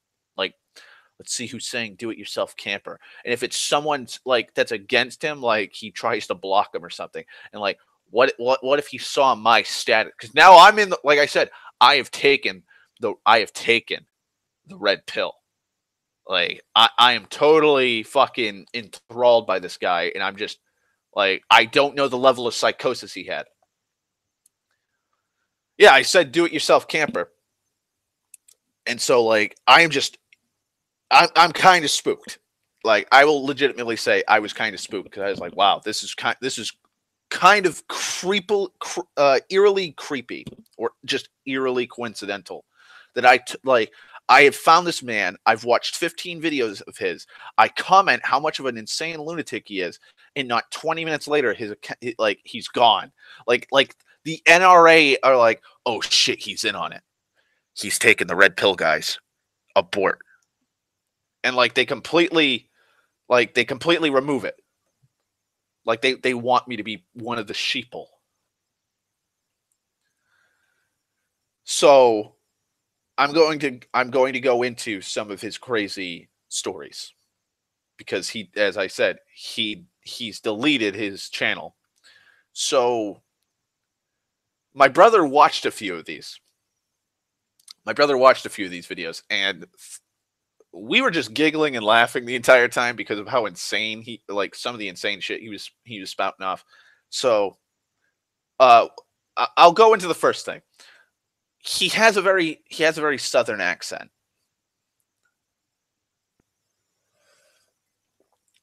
He has a very southern accent. And so me and my brother keep arguing. I'm like, it's not that heavy of an accent. I don't think he's from the far south. I don't think he's from the deep south. There is no fucking way. And my brother's like, he's going to be from Florida. He's going to be from Florida or Alabama or Mississippi. One of those three. Turns out he's from he's like from upstate New York. And I fucking, like, I could not stop myself from laughing. Because he mentioned he's like, oh God, I forgot what town he says. I forgot what town, but like it's near Buffalo, New York, like way upstate New York. And I just couldn't contain my laughter, because my brother's face went from like just rolling his eyes to, as soon as he heard the dude say the town he's in, New York, my brother just stopped what he was doing on his phone and just did the Nicolas Cage reaction pic, or the reaction meme, and that just made me laugh even more. So I'm laughing uncontrollably. My brother's just completely fucking dumbfounded that this guy's from New York. Well, apparently, Queen, he's always lived in New York, because I'll get into some of the insanity, but his family has been moving around New York the whole time, but he's never actually left the state and moved to live somewhere else, from what he's stated in his stories. And I don't know how valid his stories are because of how fucking insane he is, but I'll give him the benefit of the doubt. He's lived in New York his whole life. I'll give him that. I'll throw him that bone. I'll give him that. Now I'm going to start diving into this rabbit hole of insanity.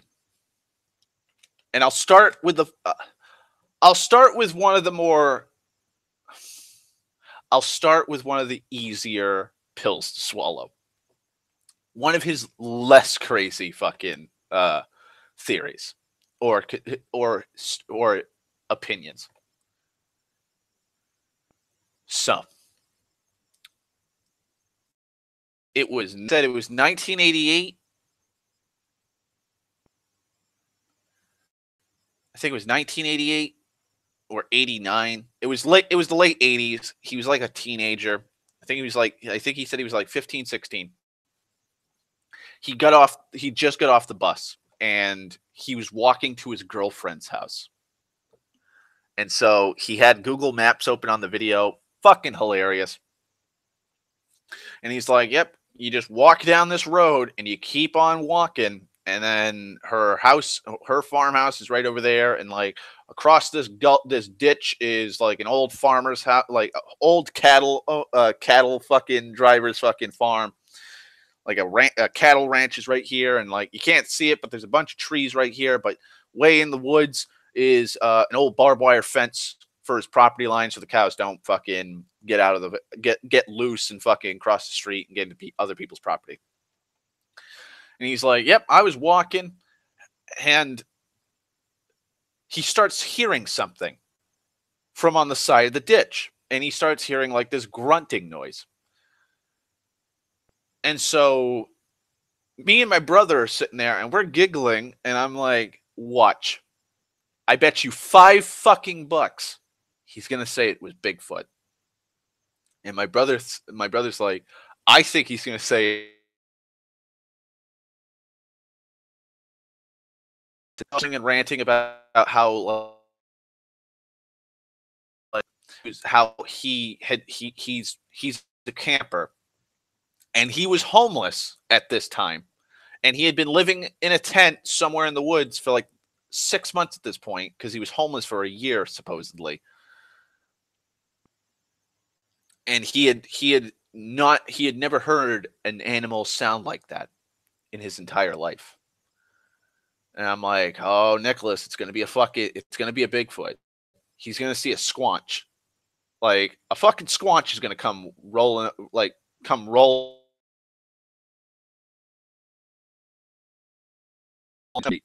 and he's not petrified.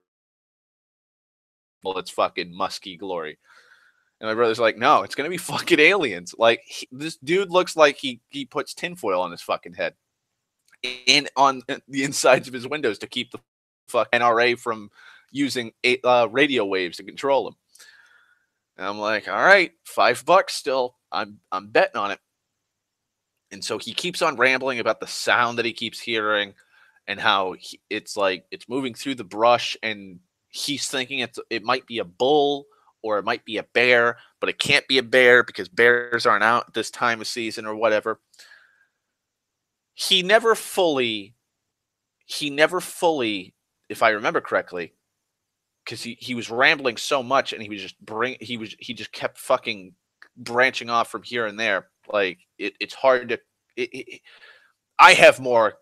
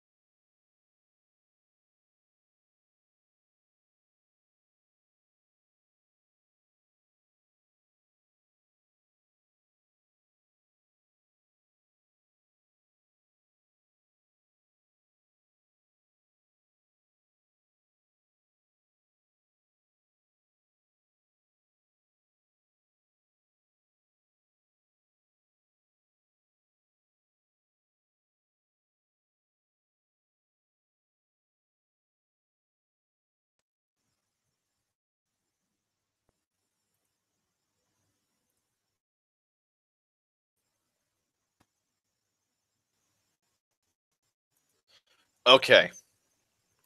Am I back?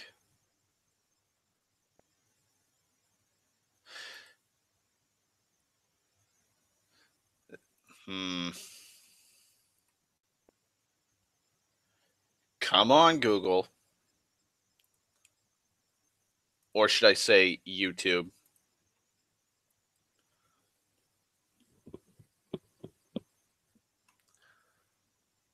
I'm seeing a picture on my side of the stream because I have the video up.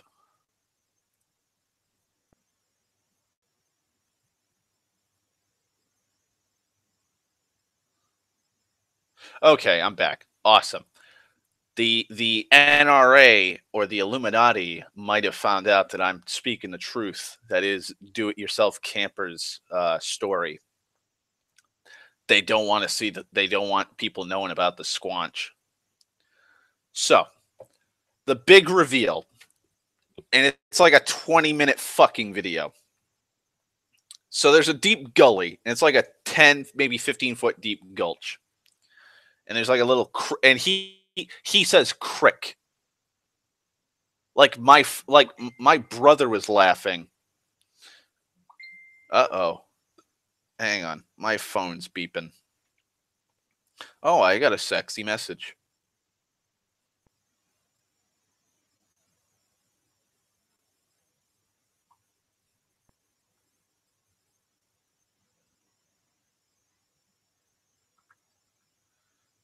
Hang on.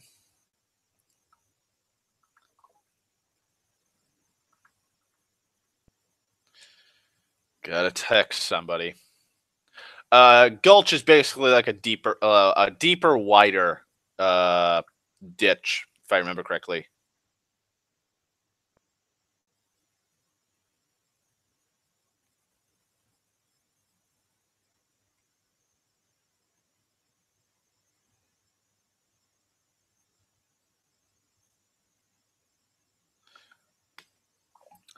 So, anyways, it's got a crick. And my brother immediately, because he was in Missouri for fucking over a year, he goes, fucking people in Missouri, which is apparently how people in Missouri pronounce Missouri. Missouri. He's like, people in fucking Missouri say crick. I'm telling you, he's from the fucking South or the Midwest, somewhere in that region. And I keep telling him, no, I don't think he is. But he says that he starts hearing something big crawling up and having and pretty much heaving, kind of like it's out of breath. Whatever it is out of breath, climbing up this steep slope on the near the creek. And so he grabbed a rock. Why he grabbed a rock, I don't fucking know, because he was saying like, yeah, I was thinking of like hitting it in the fucking head. And I'm thinking, why wouldn't you just grab a club or just throw the fucking rock or just, run? Like, that'd be my first instinct. Running away from whatever this big fucking thing is that's coming over. Might be a bull, might be a fucking black bear, could be just an ornery fucking cow. You don't know. So he's got this rock in his hand, and he doesn't see a fucking thing until he sees a fucking predator shimmer. That's right. The squanch is invisible. The squanch is a predator. Because he knows it was a Bigfoot, because it smelt like a Bigfoot. He smelt the squanch, but it was invisible. And it lumbered across the street right in fucking front of him, and he just stood there with his rock in hand.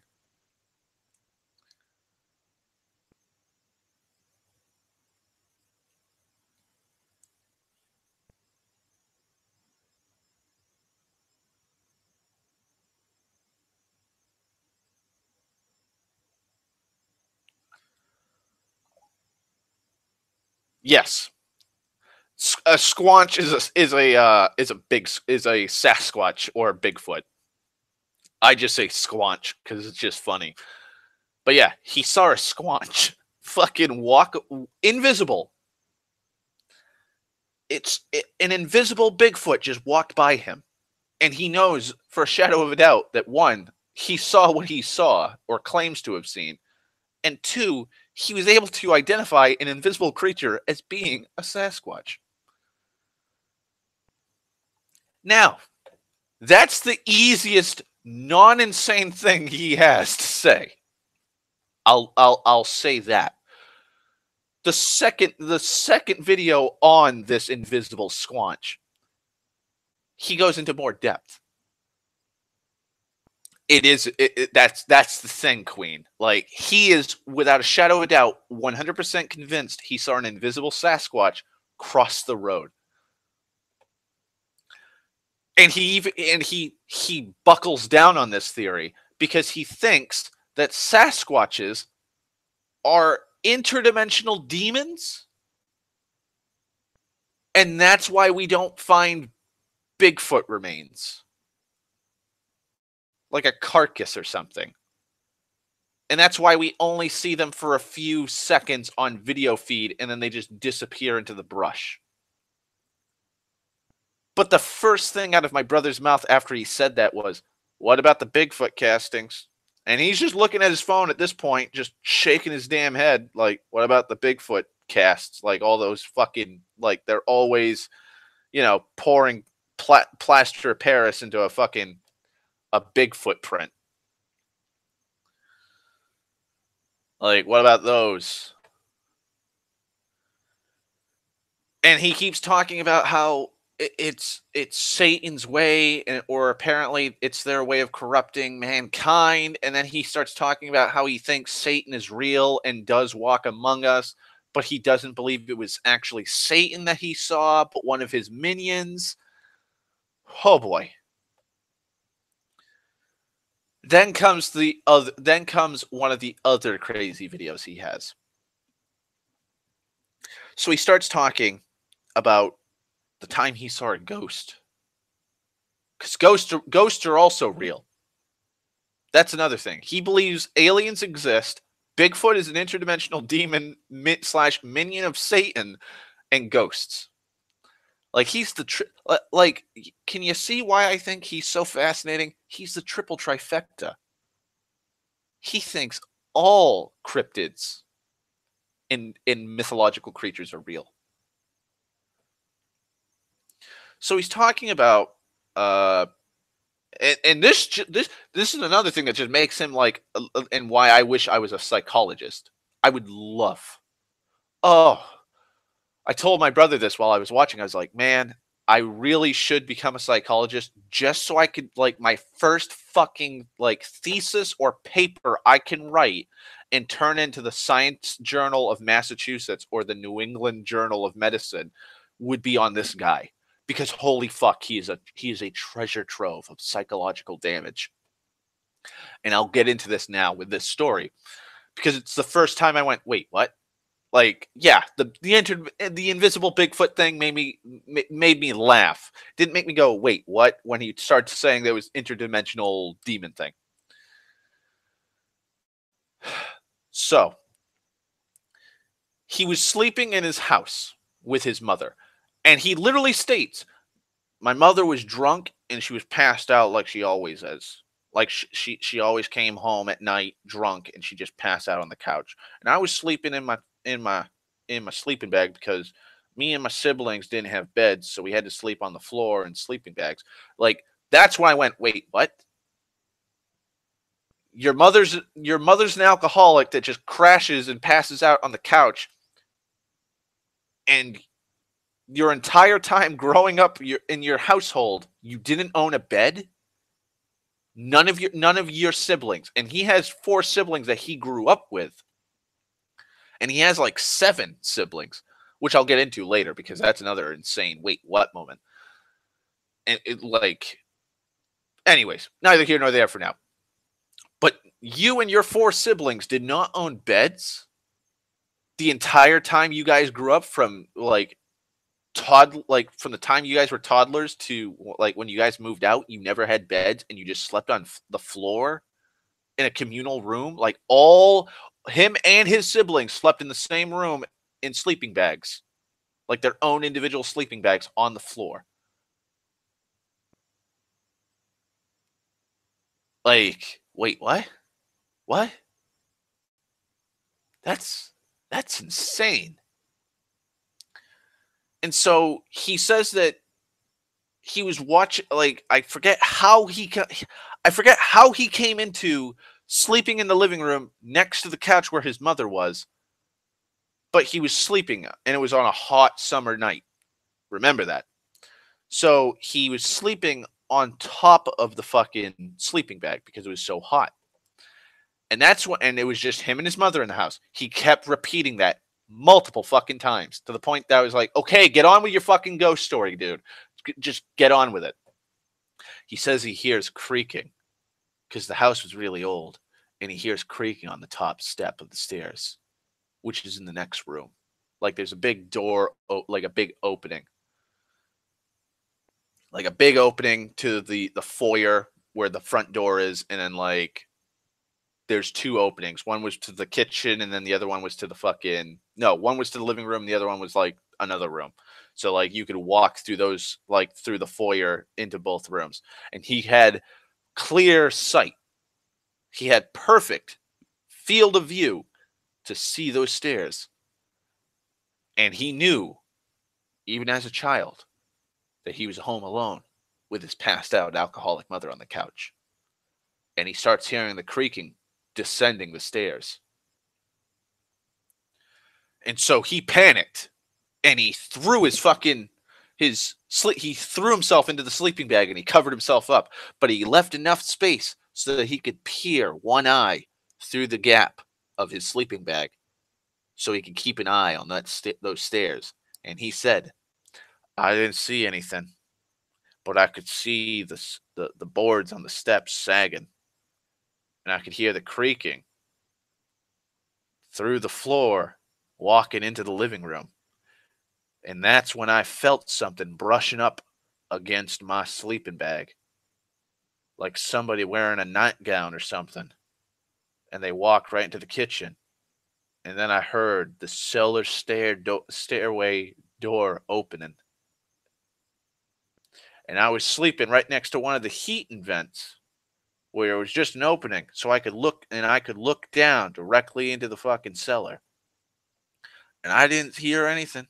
I didn't see anything down there. And I was scared to death.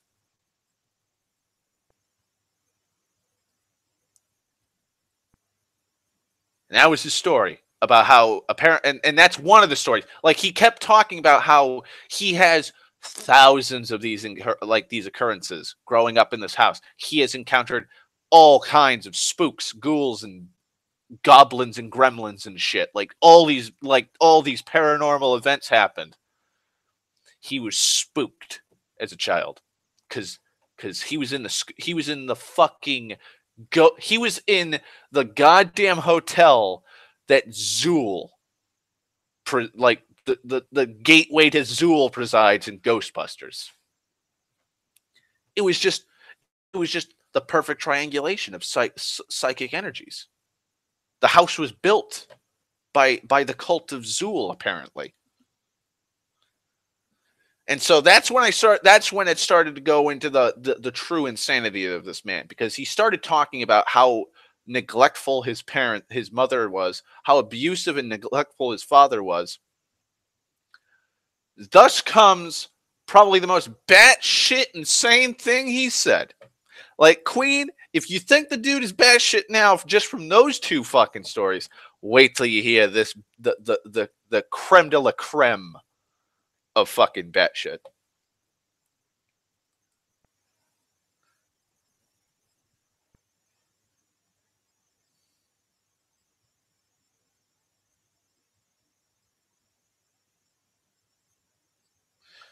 Like, here it comes, folks. Get ready. He cannot remember his family up until the age of, I believe, 17. He has no, and I repeat, he has no memories whatsoever of his family up until the age of 17.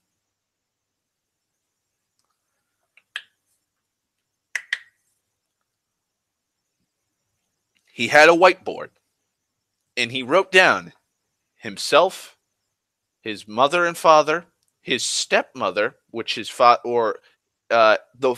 father's first wife, I should specify. His father was married before he met his mother, and so he has 2 kids with her. And his father had 5 children with his mother, and he is the youngest. He's never really, I believe he said he's never really seen his father's first 2 children, which are daughters. or his stepsisters or half sisters. He's never seen them. But the rest of his family that he's grown up with, he does not have any memories of them until the age of like 16 to 17. But he has memories of his father starting at age 13. And then while he's saying this, he then says, I have four quick, maybe 4 or 5 second total memory flashes of my brother when I was growing up. And I was like, those are fucking memories, dude. You just said that you had quick flashes of your past. Like, just quick flashes, like barely, and just scraps of memories. Those are still fucking memories, dude. Here's his reasoning behind not having memories. The memories he does have, he remembers being alone and always playing by himself and only being with his mother. Those are the only memories he has of a child. He does not remember. He does not have any remembers. He cannot remember or have. He does not have any fucking. He is 100% serious when he says this. He has absolutely no memories of playing or growing up with his sisters or brothers. Absolutely none. And he's like, every time I see my family, like if I see my sister and she was like, yo, you remember this? I'm like, nope, I don't remember that. Like, this is why I think he's so fucking fascinating and why I think I would be put into a fucking medical journal as a psychologist if I studied him and did a paper on him. Like, the insanity, the deep mental fucking scarring. His father apparently was if I remember correctly, his father was a Vietnam vet who lost his legs and he was in a wheelchair. And I think he lost him to diabetes. And so he was put into a wheelchair when Do-It-Yourself Camper was like 7.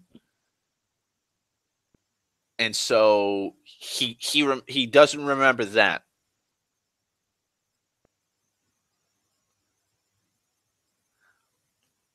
And so, like, oh my God, he is so fascinating. I cannot express that enough. I will not stop saying that he's fascinating or interesting. It's just the level of insanity is just something to be in awe of. That's just it's that, like, it's not what what he's talking about, like the invisible squanch, the ghost lady that walked over him when he was in a sleeping bag, like squanches are interdimensional minions of Satan, like aliens are among us. He believes in the missing 411 cases, which is people are disappearing. I'll give you the easiest synopsis for the 411, the missing 411. People are going missing in state forests or near bodies of water or near rock quarries. And they're being found dozens of miles away from where they went missing, face down on the ground without their shoes. Like, there's some people that are like, one of the things that Do-It-Yourself Camper said was, oh yeah, this 5-year-old went missing and they found him on top of a fucking mountain and expert climbers were having difficulty climbing up. How'd he get picked? Like, how'd he get there? Like, oh, well, like when you collapse, you don't fall face first. You roll over if you fall. Like, all this insane, like, he's bringing up all this insane shit, and he's like, aliens are picking us up like cattle, and then they're just dropping us. They're fucking aliens. Like, ancient, I wish I could just post, like, we live in a fucking age where we have, like, rockets now that will just land back at the fucking like back on the launch platform, and we're coming close to sex bots, but like we don't have the technology where I can have my webcam on, and when I pose like the memes and reaction pics, like the picture doesn't appear on my screen. But aliens, like crazy dude, like crazy ancient aliens, dude. Like that's what he kept practically doing. Aliens. It was aliens. It was fucking aliens. So like all that shit, like all those insane things, invisible squanch, invisible squanches are the interdimensional minions of Satan. Like aliens are picking people, like abducting people in state forests, then just dropping them in state forests, like all that shit. Like that's neither here nor there. Like that kind of shit's a dime a dozen on YouTube. You could find hundreds of channels that talk about fucking shit like that. I have been in arguments and I have been in awe at some people who think like the Boston Marathon bombings were orchestrated by the U.S. government with the Greys, and they put fucking pretty much life model decoys from Marvel as crisis actors. I'm getting to that, Queen. Now, here's the interesting thing.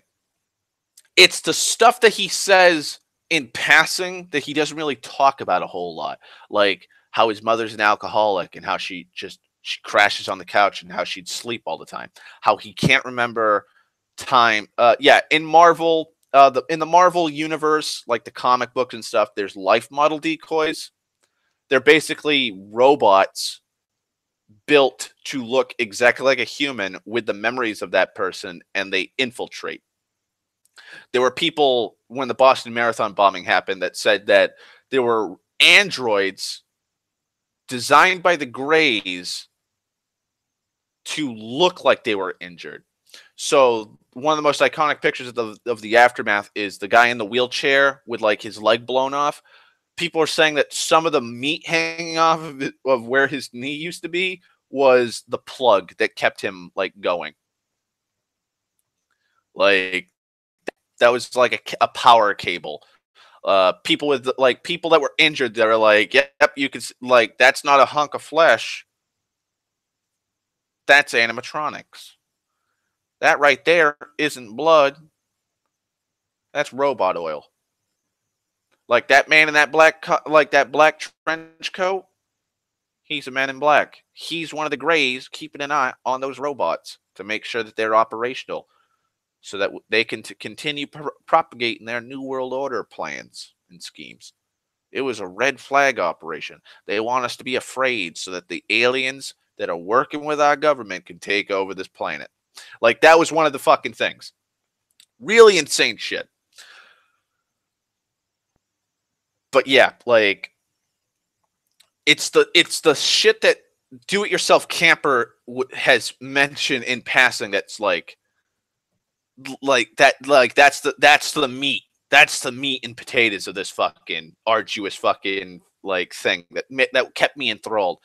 He'd talk about in passing how his mother was always drinking or drunk and passing out on the couch. When he was talking about how he has no recollection of memories, he was like, "Oh, well, I don't remember my mother ever cooking for me. I always played alone. I don't have any memories, like fun memories of playing with my siblings. It was just me and my mother and me playing alone in the backyard." Like how his father was abusive, and the only good memories he has with his father were going out fishing, which I kind of I hate being like I don't want to, but I am giggled a lot picturing like Lieutenant Dan trying to roll himself down to the creek to go fishing with his son. I'll admit to being an asshole on that part. I'll admit to that.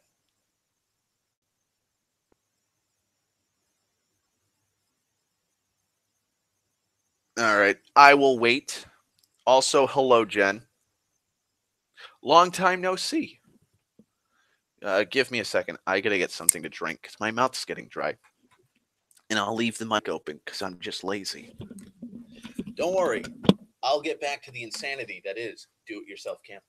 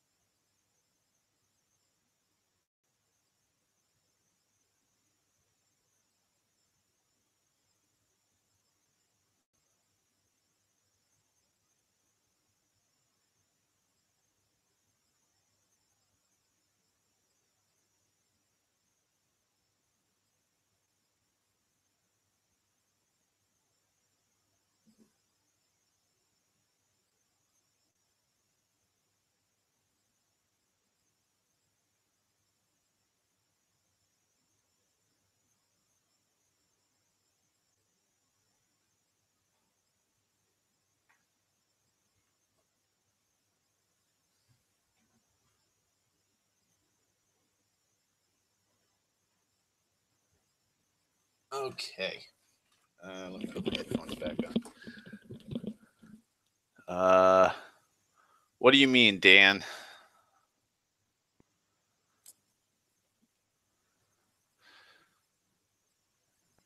Hang on. Probably in the chat further up. Okay. Yeah, we've been all through some terrible shit. It's just being human. Oh! I got something I got to talk about. It's kind of it's a big kerfuffle. Like it's personal fucking soap opera levels of drama and insanity. Because like I said, like the title of these streams, we're at part 80 now. Like, and I started worrying. Like at part 80, I was like, oh fuck, LXXX. Gee, maybe I should just maybe I should just change it from Roman numerals. Like Roman numerals were probably not the best thing to do. Maybe I should have just been like normal numbers. Yes, a kerfuffle. That is a great word to say, by the way. Kerfuffle. Next pug I get, his or her name shall be Kerfuffle.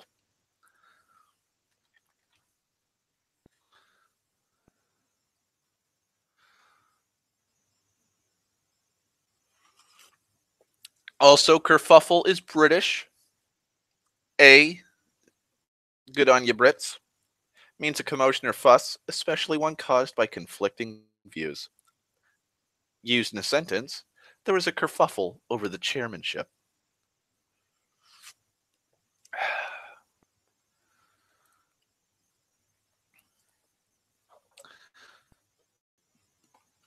But yes, a kind of a kerfuffle,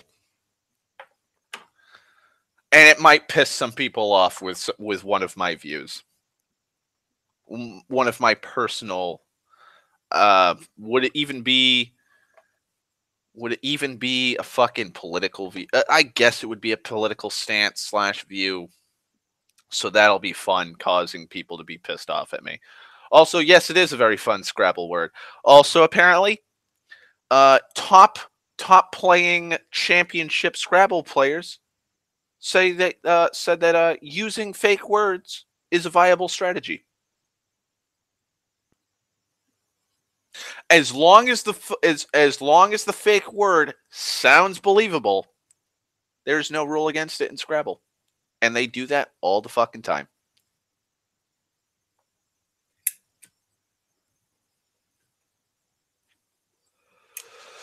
Also, the best word to use in Hangman, if you're ever playing, jazz.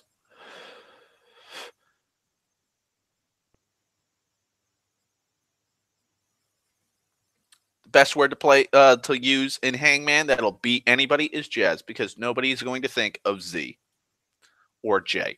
They are the least likely words to be picked up. That's fine, Queen. Also, welcome back. So, yeah, that's usually the fucking word I have to use when I'm playing Scrabble. But going back to the insanity. So the meat and potatoes of this whole do-it-yourself camper dude is all of like the nonchalantness that he has with the abuse that he apparently had. And so like when he started talking about aliens and how he's seen aliens and how he's encountered them, like the first thing that came to my mind was like, Nicholas, he was probably diddled as a child. That's my first theory as to why he thinks that he's encountered aliens. The trauma that he encountered was so bad, like he's like aliens did it. He's encountered fucking aliens. Oh, okay. Apparently, the messenger heads or chat heads were on the very bottom of my phone screen. That was weird. But yeah, like some horrible fucking abuse went down in this man's life. And if I was a psychologist and a practicing psychologist, I would willingly go. I would willingly message him and be like, "Let me interview you. Let me dive into the fucking rat's nest that is your mind. I want to know why you think the way you think. Tell me of your invisible squanch."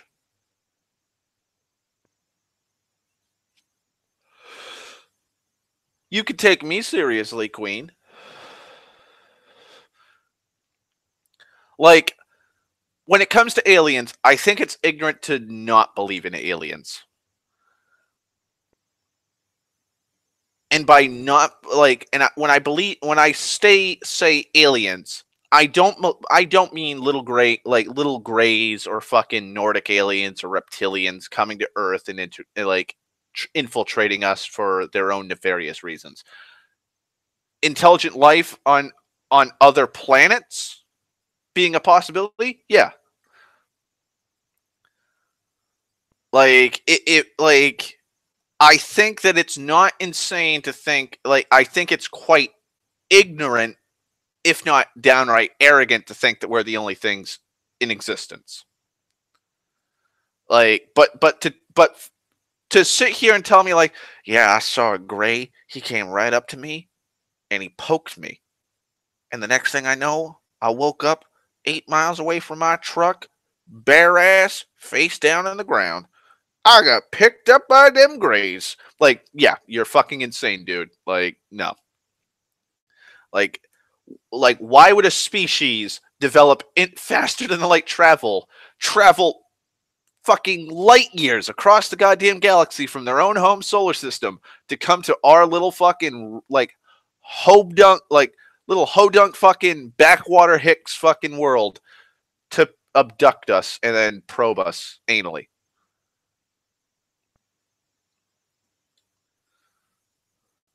Like, no. That's like, why would they look like Nords?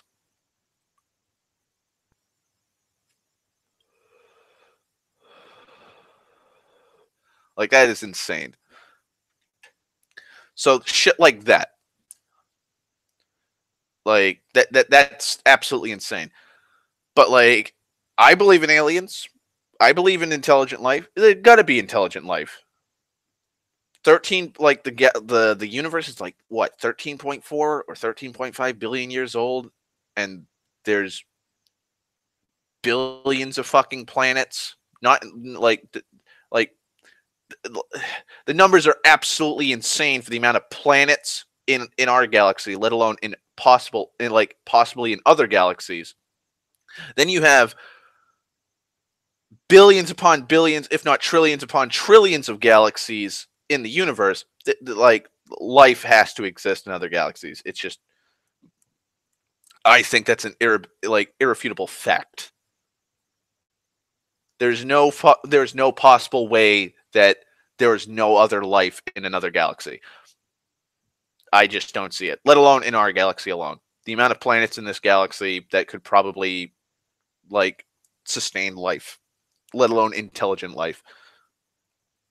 Like, it's ignorant to say that there's no other life but us. But if you start saying that there's reptilian, like Obama's a reptilian, like I'm gonna call you a fucking idiot.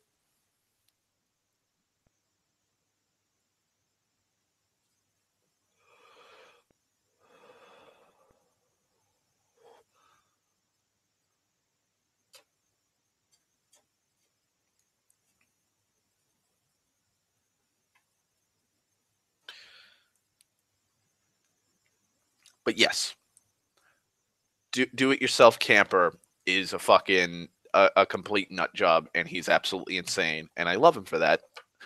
And now comes the grand finale to this saga.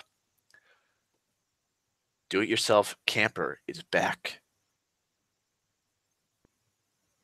He's back. He's made like 7 videos, and he I guess made a new channel, or he brought his channel back. And apparently, because I watched a few people that did response videos to him, apparently he's a fraud somehow. Like he got people to donate to him or something like that, and apparently like it was a Ponzi scheme or some shit. Like I don't even know. Like again, this rabbit hole is fucking is deep. Like it is real deep.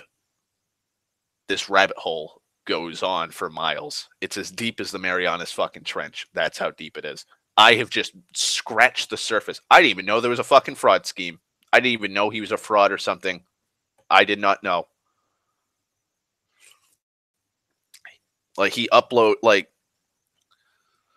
okay. Let me get the fucking dude. Let me get the dude's channel. Hopefully he did not close down his channel because I mentioned him. Ugh, that would be absolutely insane. Like one coincidence, that's crazy. 2 coincidences. Now I'm pushing it. Now I'm gonna start going. Now I'm gonna make my own conspiracy. Now I'm gonna start making my own fucking conspiracy on this dude. All right, let that load. Yes, he looks like I'm just gonna be completely blunt about it. He looks like a fucking like a meth user. Like he looked like if you had him walk down the side of the street. Uh, if he walked down the side of the street, I'd be like, yeah, he's probably a crack or meth user.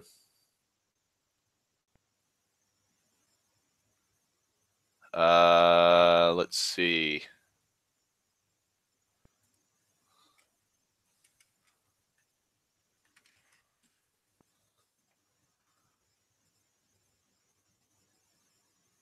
Oh, please let him still be around. Please. Trying to find him. He's buried under all the actual like do-it-yourself camping shit.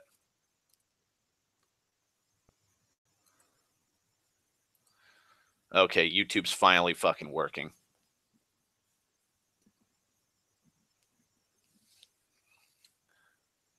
Okay, he's already got 694 subscribers. Oh, Jesus Christ.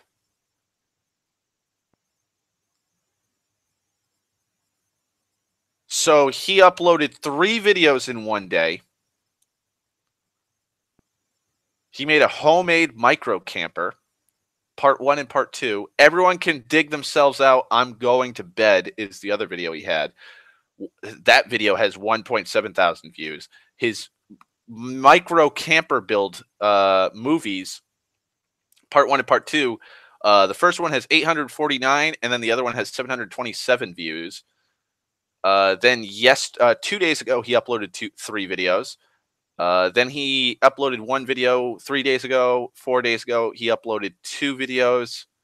Like dude's a busy fucking dude when it comes to these. He just rambles like me, but he's more fucking insane. I'm just waiting for when he actually does.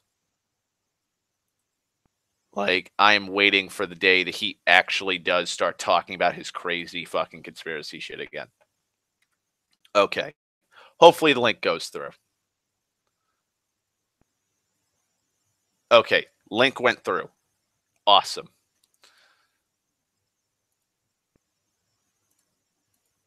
But yeah, dude looks like a meth addict.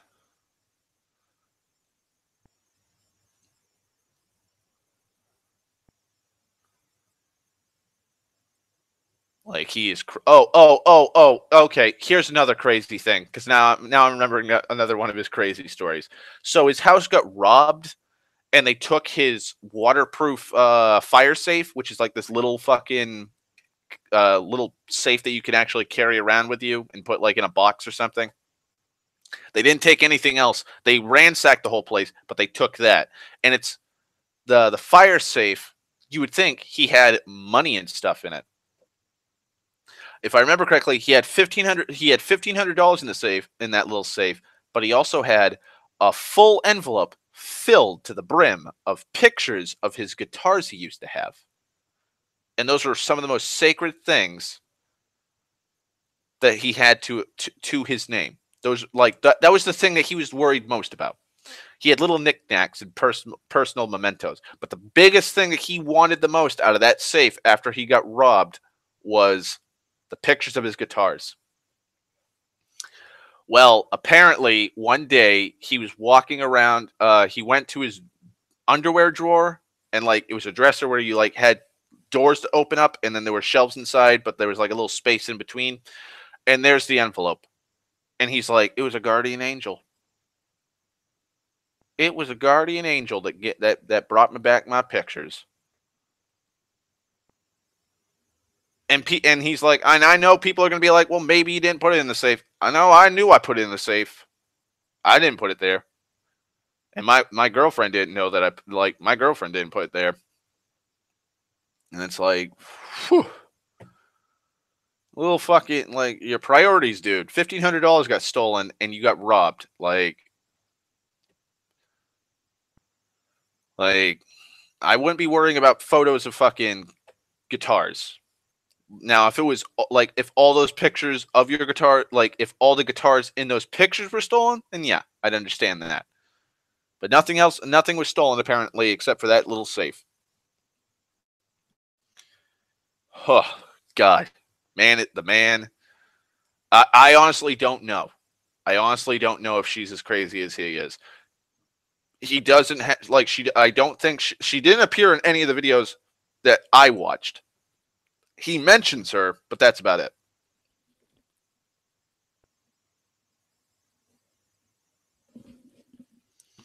Now, I am going to talk about the kerfuffle that has been going on. I'm going to talk about the kerfuffle that well, it's kind of going on still, but not as insane. It, like, the drama is not as insane. So, oh God.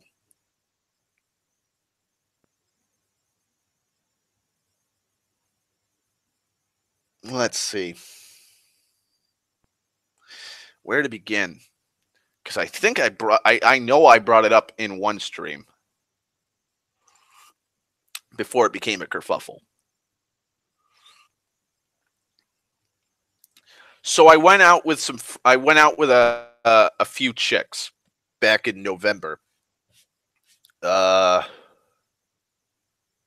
Yeah, back in November I went out with three chicks to Boston to go to a rave. One of them was a high school friend of mine I've known since middle school. She wanted to hang out. We all got drunk and we all hooked up. Now, my friend from high school is dating a dude for the past 3 years, and they have a kid together who's a year old. Her friend is either married or dating somebody. She's not single, and then the other one's single. That happened.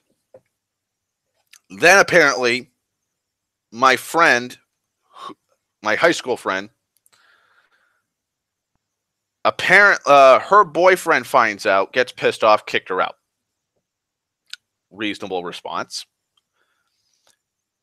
About a week later, he takes her back, and he then starts pretty much not hooking up with the single chick of the three, because the single chick is like her closest best friend, and they always hang out all the time.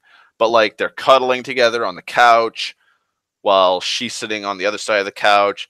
Her friend is sitting on his lap and just wrapped around him like a fucking snake while they're watching movies. They're always talking together. They're always messaging on Facebook. Like that was a fucking childish thing that was happening. Then come to find out, like weeks go by. I think it was mid-January. That single chick got knocked up, not by my friend's boyfriend or baby daddy, not by him, but some other dude, and she found out that she was pregnant. Nope, they're not in an open relationship. That's why he was so pissed off with her and he kicked her out, because she cheated on him with me. Sorry. So her friend gets pregnant by some dude that she was hooking up with. So her response is to immediately drink, smoke, and do as much drugs possible to kill the fetus inside her so she could have a miscarriage. She is literally doing a homemade, chemically induced abortion. And I'm like, well, that's interesting. I did not need to know that your friend can't just go and get an abortion at the clinic because she has health care, because my friend told me that she does have health care. Okay. That's it is legal. It's legal here. But I guess she just chose to be like, fuck it. I'll just smoke cigarettes, smoke a bunch of pot, drink myself to death, and I'll do a bunch of drugs, like cocaine. I'll just snort huge lines. Now, my friend was depressed because like bunch of shit blew up in her face. Like, she slept with me. Her boyfriend found out, kicked her out. They were having fucking constant fights because he doesn't trust her. Then, like, her friend was fucking rubbing up all over her. So she was drinking a lot because that's all she could do, because she was horribly depressed.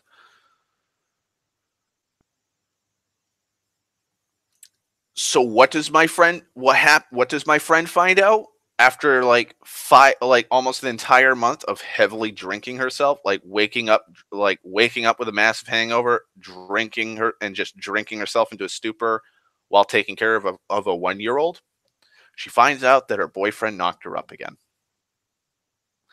And she was like 3 weeks late. And she'd been drinking for about 4 or 5 weeks.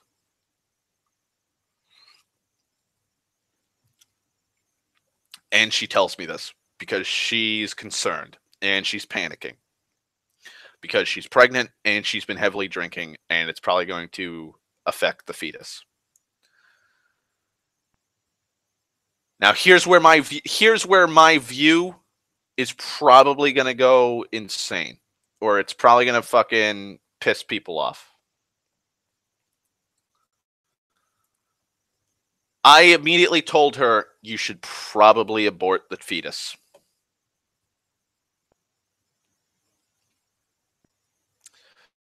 That was my response. That was the immediate thought I had. Abort.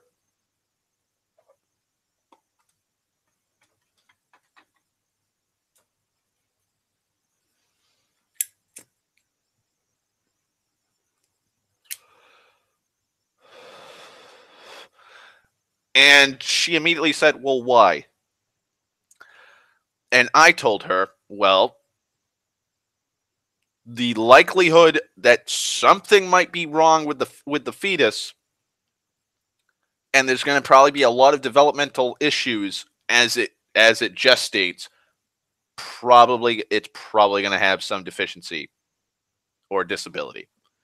Like, that's a given. Like, you were like, and I'm not talking like she was drinking like a few nips here and there. I'm talking she was drinking handles upon handles upon handles. She nearly killed herself drinking herself. Like, she was literally drinking herself to death because she was suicidally depressed. That's how much that's how much liquor she was downing.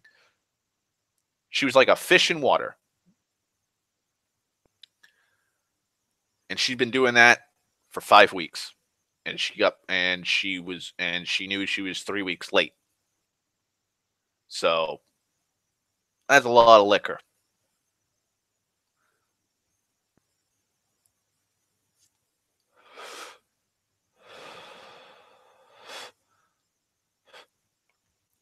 And so I told her I told her like my view, like my stance on this situation. And I told her it would not be fair to that, like, in my personal opinion, it would not be fair to that child for it to be born. And she's like, why? And I'm like, because if I was a woman and I was pregnant and I had heavily drank to the point that it could possibly cause an abnormality in my child, and I gave birth to a child and it had Downs or fetal alcohol syndrome or some kind of abnormality or deficient, like, disability, I would never be able to live with myself.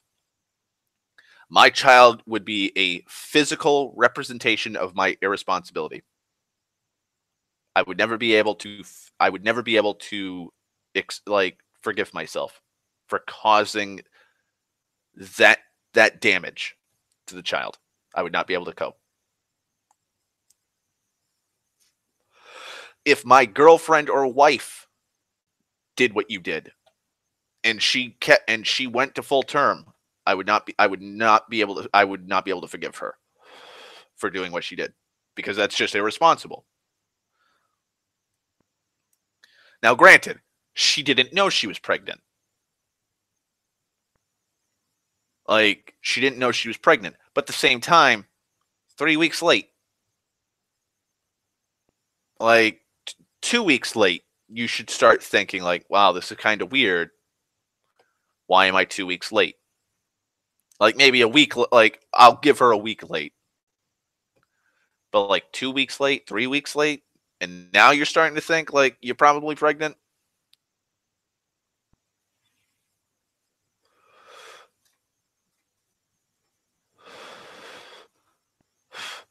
Now, the first thing is, my brother's asking me because the entire time I'm talking to her on Facebook, I'm like, oh God, oh man, oh God.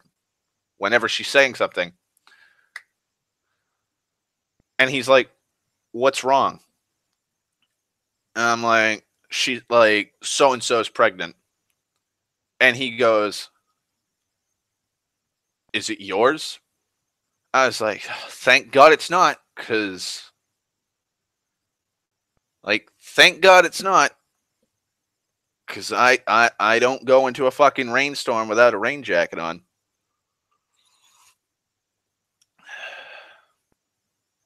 Well, I'm just bringing up the point, like 2 to 3 weeks late, and now she's considering, what if I'm pregnant?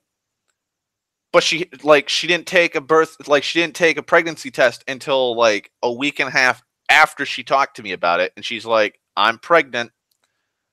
And I even told her, like, why didn't you think about this like a week or so ago? Like, if you thought that you might be pregnant, why didn't you take a pregnancy test just to test your theory? Like, because she was pregnant, like she is pregnant, like she would have found out like a week, 2 weeks into her heavy drinking, it would have stopped like a week to 2 weeks of heavy drinking. Like, granted, I don't know how much drinking you need to do to affect the fetus, but I'm sure a week to 2 weeks of absolutely balls to the wall, insane, drowning yourself in alcohol probably would have alleviated some of the damage. And she's like, well, I don't know.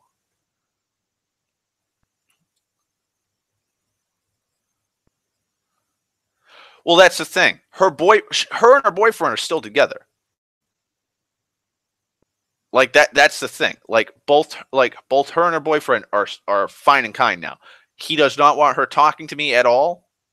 At fucking all. I'm completely okay with that. But at the same time, it's like I don't know. I told her my stance, which is I terminate. I would not want to bring a disabled child into this world. I feel like it's cruel. I do. And she was like, well, lots of I've been around lots of children, like Down syndrome children, and they seem happy. And I'm like, yeah, they seem happy, but do you actually know how they feel?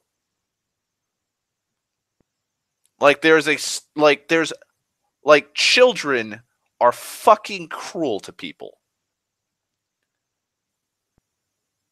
You are normal. You don't have downs, you don't have any disabilities, you aren't you don't have any deficiencies whatsoever. But if you have too much acne on your face because you're going through puberty, you're going to get the shit mocked out of you. You're going to be tortured incessantly by bullies. Because that's just how school life is. You're going to be mocked, you're going to be ridiculed, you're going to be scrutinized. And that's just because you have acne on your face, or because you're fat, or you don't look you don't look that nice. People think you're fucking ugly. I got mocked incessantly. I was picked on from elementary school upwards. There were always people fucking shit talking me. How do you think a child with mental disabilities is going to be able to handle that?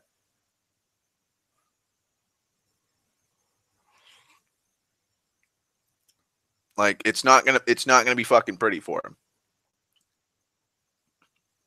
It's not, and I feel bad for them because I have a few friends that have mental disabilities. One of my closest friends, Jack, his brother Andy has mental deficiencies. He's mentally handicapped. My friend Sarah's best friend Chris is mentally challenged. I hung out with them in high school, and they used to get fucking mocked to the point that they just stay in the special education class. They wouldn't go to lunch. They would have to ask they would ask the teacher to bring them their lunch because they did not want to be made fun of. But they were happy at outside of school when they weren't being bullied incessantly.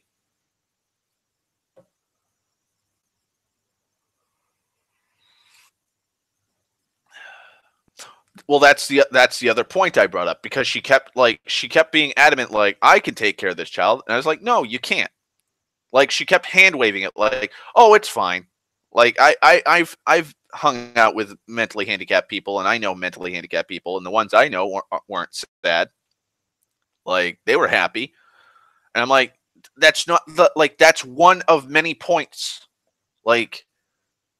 Just because they were happy when they were hanging out with you does not mean they're happy all the time. Just like you could be happy when we hang out, or you could be happy when you hang out with your friends. That does not necessitate that you're happy all the time. Literally, you hung out with me and we went to a rave solely because, and she even told me this, solely so she could get me drunk so that she could sleep with me because she wanted to sleep with somebody because she was depressed and lonely. There was a lot of baggage with her relationship. You were not happy, and so much so that you literally were drinking yourself for 5 weeks straight into a heavy stupor all the time. That does not but if you hang out with one of your friends while in one of your moments of clarity, and you're all happy and smiles and giggles, that doesn't mean that you're not unhappy. And I was like, do you get what I'm trying to say? And she's like, no, I think I can handle him. I'm like, you cannot. I literally just pointed out that you have been drinking yourself into stupor because you are horribly depressed. You can't handle taking care of a 1-year-old toddler by yourself because of how depressed you are. And you have a very complicated, really tense relationship right now with your boyfriend because you cheated on him because you feel like you're not having you're not being you don't have enough attention. He's not giving you enough attention. So what you chose to do was to cheat on him with somebody. That person being me. Like like he could kick you out at any point. At any fucking point. And you would be asked out by yourself with your child. If not, if he allows you to take like your daughter, he could want full custody of his child because of how frantic and how irresponsible you've been acting. Fuck, he could use that in court. Like, my girlfriend, the mother of my child, has been drinking herself into stupor, and she's pregnant. She could have fatally fucking damaged. She could have damaged this child before it's even born with her irresponsibility, Your Honor. And and I told her that judge could look right at you and be like, "Yeah, I'll give him full custody. You cannot take care of your own child."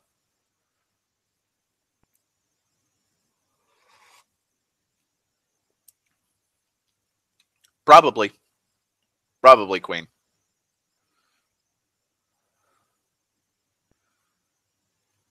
That's why I kept telling her like you should terminate. Not only would I not want to bring a child like that into this world simply because I personally think it's, torture, because that child's going to grow up differently from everybody else that's around them, their age, but also because, you have a broken household. Her and her boyfriend are saving up money trying to fucking move out of their shitty fucking small ass apartment. She's my age. She's 26, 27. I think no, yeah, she just turned 27 in January. But like, she's got a shitty apartment. They're going to be moving into a house in a one of the shittiest cities here in Massachusetts. It's one of the most dangerous cities. I believe it's one of the top 100 dangerous cities in the United States. That's how bad it is. And the reason why they're moving there is because the house is cheap. And I think it's one of her family members' houses or something. She has a 1-year-old daughter. She's a stay-at-home mother, so she doesn't have a job. She can't have a job because she has to take care of her 1-year-old, and there's no other way. She has nobody that can take care of her while she's even doing a part-time.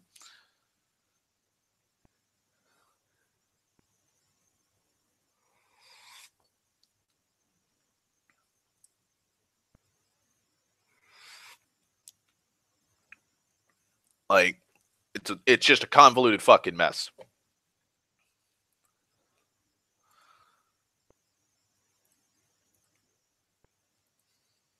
It's just a convoluted mess. Hence a kerfuffle.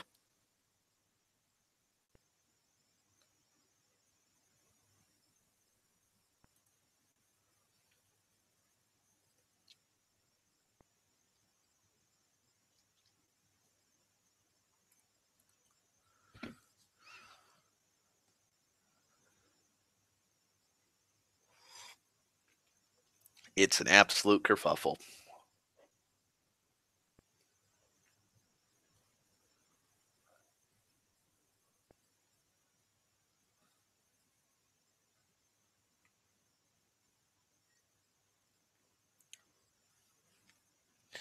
What sounds like what you're talking about, Dan, is a work permit.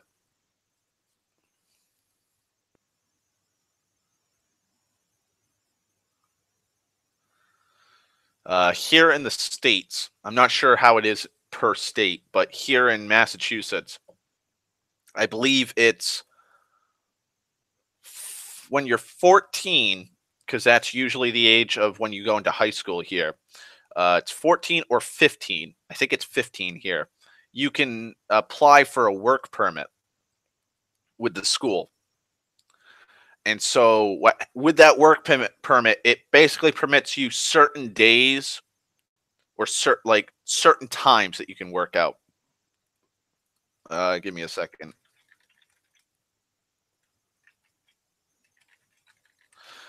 I'll just look it up for you. Work permit for minors. Uh, Employment permits for minors under the age of 18. All teens under 18 years of age must complete a work permit application and get a work permit before starting a new job. Uh,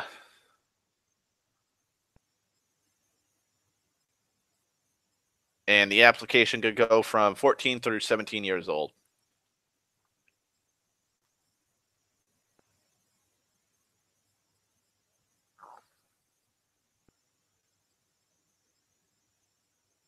And if I remember correctly, because I had one friend in school that had a work permit, basically they were they had a part-time job, and so they would they talked to the school and were like, yeah, well, my job wants me to come into these certain days, blah blah blah blah blah, and so they worked it out. And so they were given a number of hours per day that they could be employed. So uh, they have like that's kind of what we do here. Um,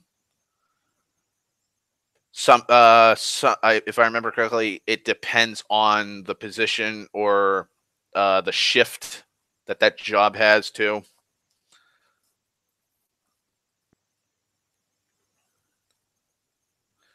You also need your doctor to give you you have to have your doctor sign it, but 16 and 17-year-olds can skip it.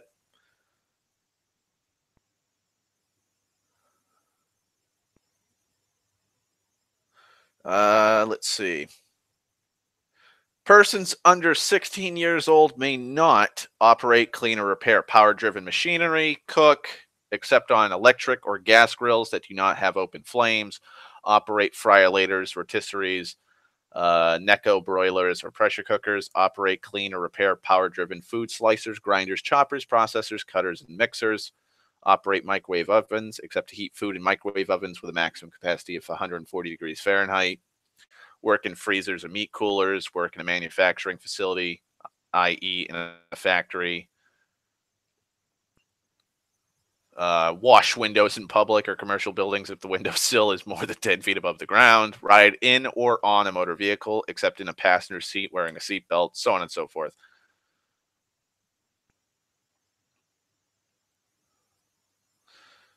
They basically have a long hours. Uh, Also, like 14 and 15-year-olds, their work hours are only between 7 a.m. and 7 p.m. during the school year, not during school hours. Only between 7 a.m. and 9 p.m. during the summer, from July 1st through Labor Day. Maximum hours when school is in session, 18 hours a week, 3 hours a day on school days, 8 hours a day, Saturday, Sundays, and holidays, 6 days a week. When not in school, they can have a 40-hour work week. 16 to 17-year-olds, maximum hours of work, whether or not in school, 48 hours a week, 9 hours a day, 6 days a week. Only between 6 a.m. and 10 p.m. Or on nights preceding a regularly scheduled school day. If the establishment stops serving clients or customers at 10 p.m., the minor may be employed until 10:15 p.m. And then only between 6 a.m. and 11:30 p.m. on nights not preceding a regular scheduled school day. Exceptions for restaurants and racetracks only between 6 a.m. and midnight on nights not preceding a regular school day. And those are basically the regulations.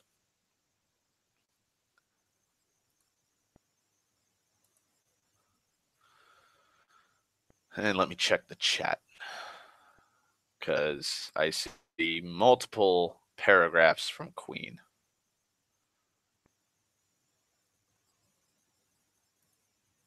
Hang on, I'm just gonna pop the fucking chat out because it's not scrolling up for me right now.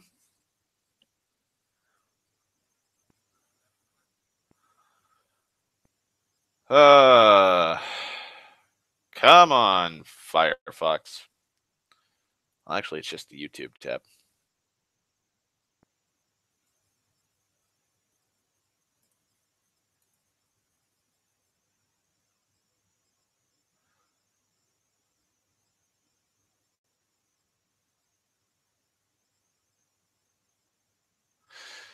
What the fuck, YouTube? I just want to pop this fucking tab open. Let me pop the chat into its own little window.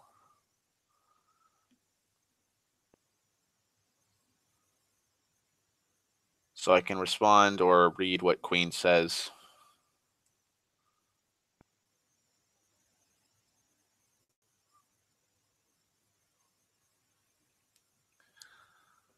Okay, pop out chat. Thank God it finally worked. Now hopefully it fucking loads. That's the next fucking obstacle I have to hurdle.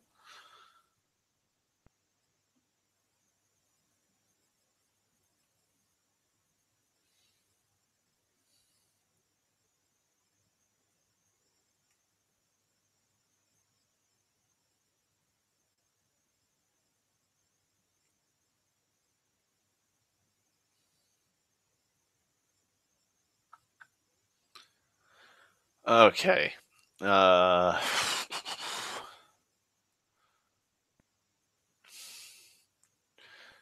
If she's ignoring her boyfriend's wishes of her not talking, to which, to be fair, does he have a leg to stand on? But yeah, that's dragging you in. And to be honest, I'd be like, nope, not my monkey, not my circus, and just nope, that situation. You cannot leave school here at the age of 16 unless you have parental written agreement.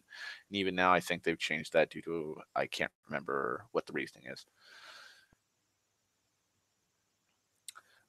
Basically, her boyfriend is in the right. Like that's just the facts of life. Like he is completely 100% in the rights.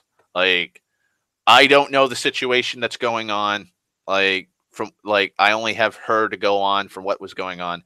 Essentially, he didn't want to do anything with her. He didn't want to spend time with her. He was ignoring her. She felt ignored. She wanted intimacy. He wouldn't give her intimacy for something else. That something else being me. And then uh,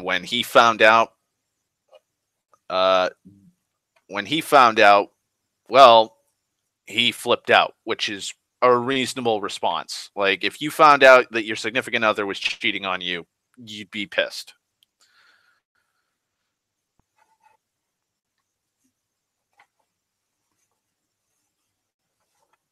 And so he kicked her out. He kept the kid, and I guess he didn't go to work that whole week that he had her kicked out. And then when she came back, they had a big long talk, and he told her like, "I don't want you talking to that guy. I don't want you talking to Darth. No more talking to him." So she pretty much was like, "All right." And so she told me she wasn't going to talk to me anymore. And I was like, I kind of understand that. And she's like, I got to wait until he cools off so that like we can at least try kind of talk, but not hang out. And then he apparently, because she messaged me via text.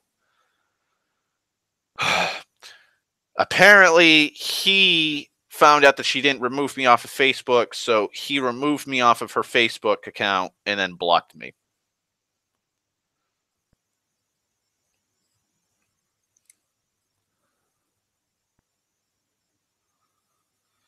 So I got no animosity towards him.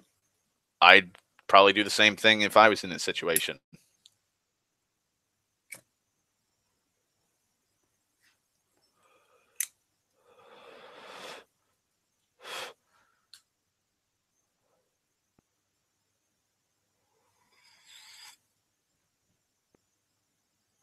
I kind of want more shepherd's pie, even though I ate 5 pounds worth.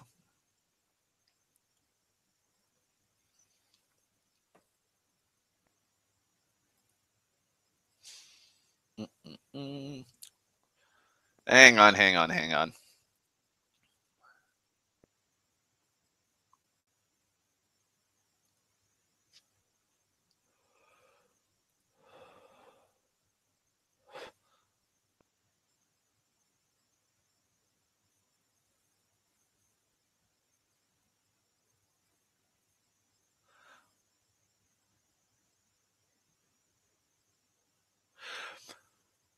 Well, that's the thing, Queen. They're together. Like, they didn't break up. He just kicked her out.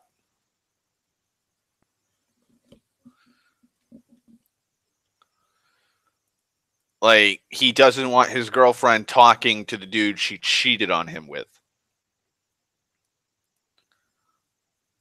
So he removed me off of her Facebook account and then blocked me. Like, she is under a fucking microscope now. Like, he does not trust her, which, again, I understand.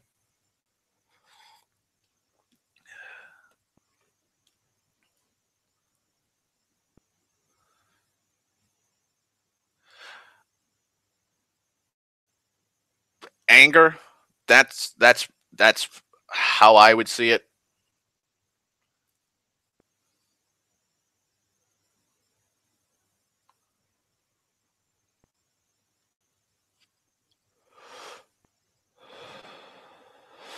Because, like, they were getting into a fights for a few days, and then he was like, just, I don't want you staying here. Go stay with your mother or one of your friends. And, like, she messaged me on Facebook, and she's like, well, he kicked me out. And I'm like, for good? Or, like, just because he didn't want to be around you? And she's like, well, he's pissed off at me. And I'm pissed off at him. And like, the first thing that came to my mind was, why the fuck are you pissed off at him? Like, he didn't cheat on you.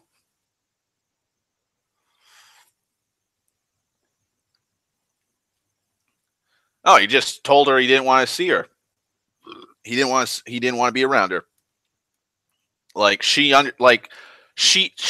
understood why he kicked her out, but at the same time, like, they're like both. It's just a fuck it is just a convoluted fucking drama between the two. Like, she understood why he kicked her out, and she understood that she was in the wrong for cheating on him. But, like, they were both fighting. Her basically saying, like, you need to pay attention to me more, and him telling her, like, you cheated on me. Why the fuck did you cheat on me? Like, what have I done to deserve being cheated on?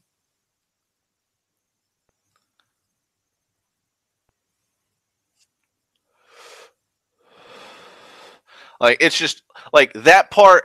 Like, yeah, like that part. That's immature.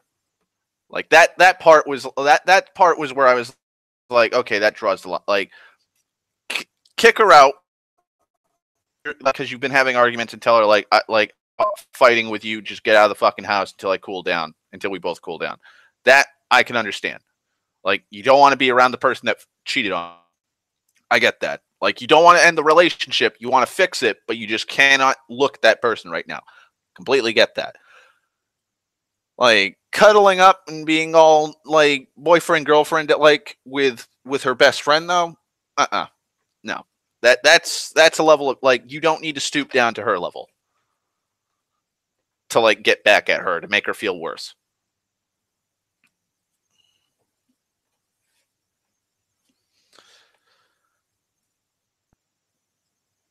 That's just that's just, that that's just a fucking can of worms I don't want to deal with.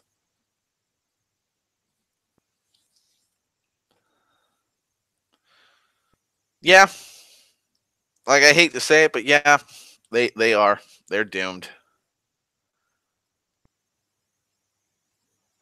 Like, the cat's out of the bag. Like, she's unhappy with the relationship. Like, and he's now going to be scrutinizing her and keeping, like, keeping her under a microscope. That's going to piss her off because then she's going to have animosity towards him because he can't trust her, even though it's justifiable that he doesn't have trust on her. Like, he can't trust her because, again, she cheated on him. And then they're going to constantly keep fighting and fighting and fighting until finally they both can't stand each other, and then they're going to break up. That's just the logical course of events that's going to transpire. I've seen it time and time again, and not even because somebody cheated on somebody. Somebody was just really jealous and paranoid.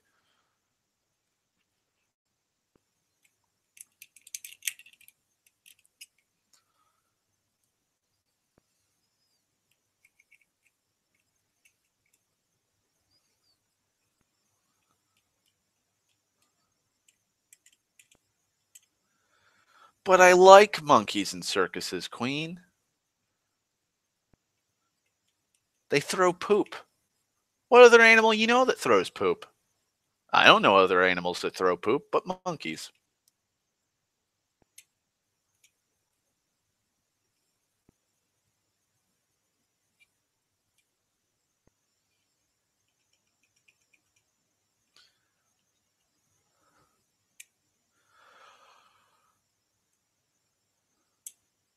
So that's the kerfuffle. But human, well, actually, technically, we are technically a type of ape. So I got you there, Queen, on a technicality.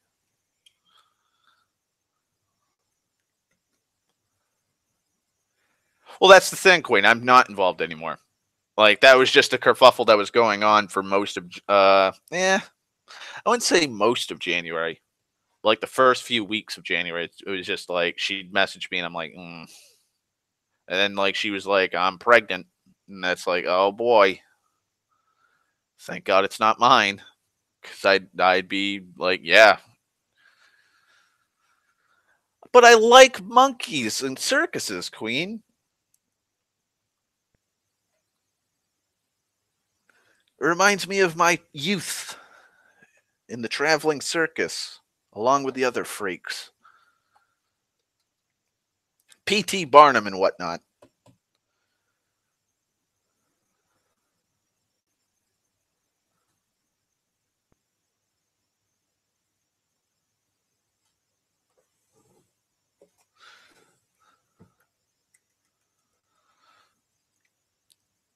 Let's see. Something to talk about.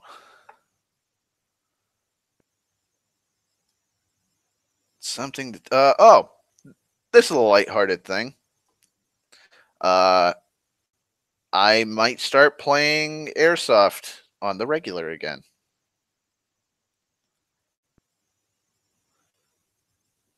Because a new close quarter combat field has opened up. Not too far from where I live. It's like 2 towns over, which is the closest one yet.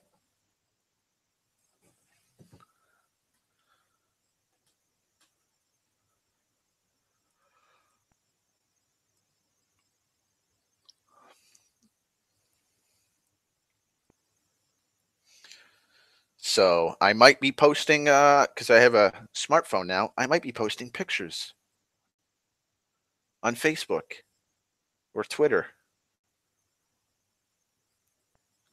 Yes, Queen.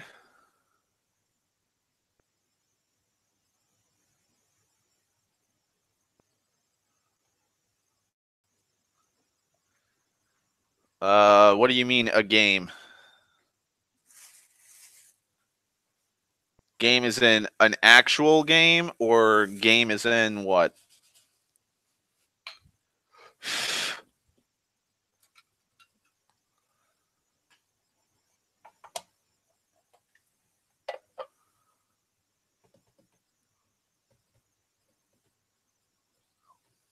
Oh, okay.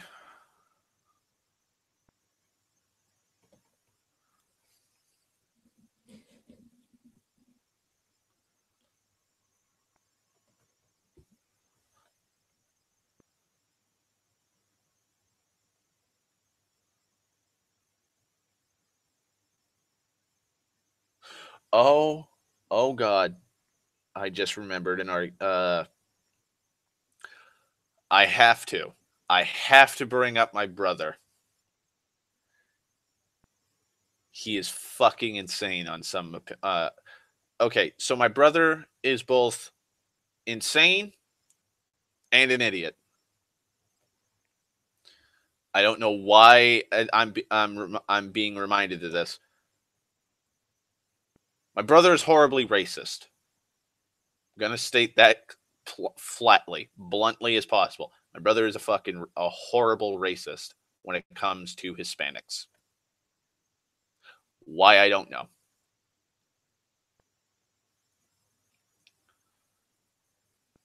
I don't know why he is racist. I just don't. I think it may just be because he was in the prison system. But he's horribly racist against Hispanics and illegal immigrants. To the point that we were arguing for a solid 3 hours over illegal immigration. And when I told him that that it's going to cost millions to deport them all, he responded in kind. I am not making this up. I am 100% fucking serious when I say this. His response to me was, "That's okay. Bullets are cheaper."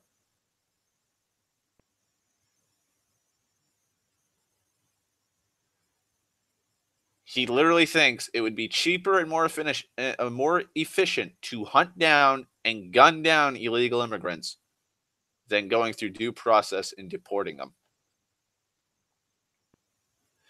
This is also the person who does not know the three fucking branches of his own country's government.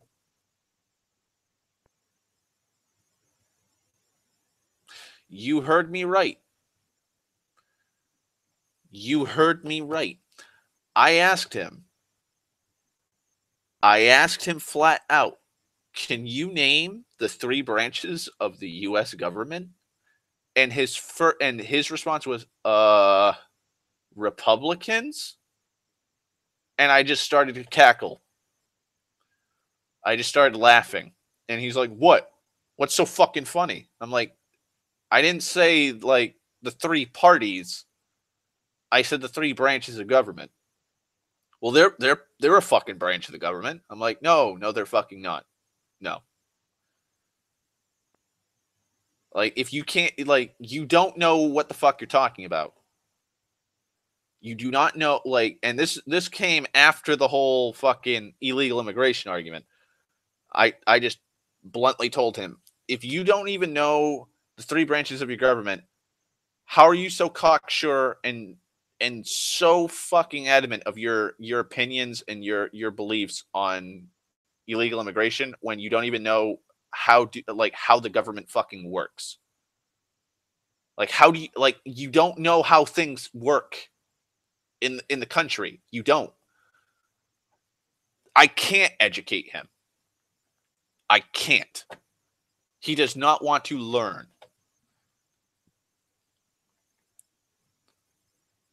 I threw out statistics. I threw out fucking like I said, I threw out statistics. I threw out fucking like all the fucking facts. I laid them all out before him. "Oh, well, look at that. You have to show me facts to prove your point." What? Yes. Yes. That's what you do in an argument. That's what you do when you are debating a fucking topic, Nicholas. Yes, that's what the fuck you do. You show facts that back up your fucking claim. You show evidence. If I say the sky is fucking blue and you say no it isn't, prove to me that it is, and I show you scientific evidence that it is fucking blue during the goddamn day because of fucking water vapor, that proves my fucking claim, especially if I have thousands of fucking documented documents proving that.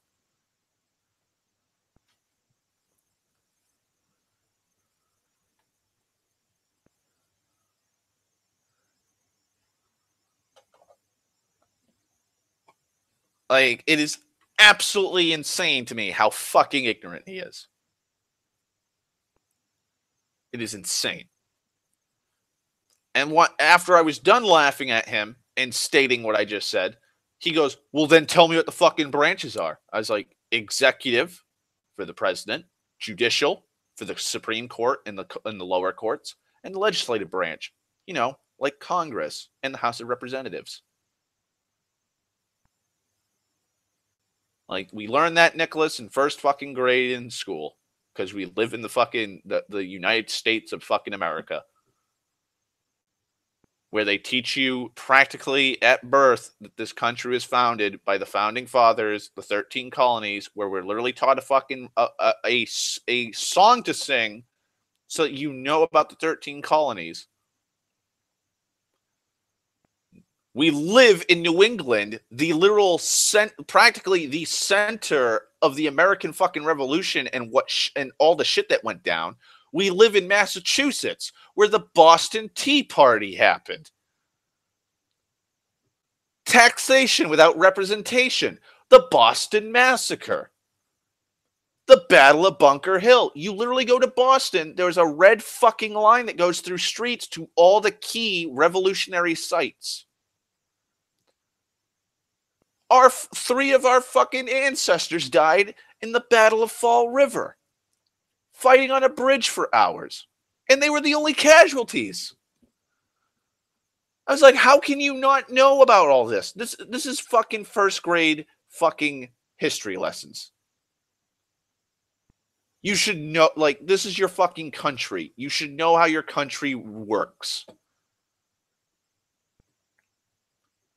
We had an argument about where this is how stupid my brother is. We had an argument over the location, north, south, east, or west of Missouri.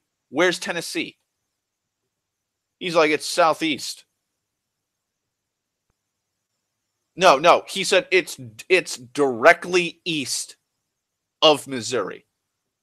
I was like, no, it isn't. It's southeast. Technically, it's southeast. No, it's not.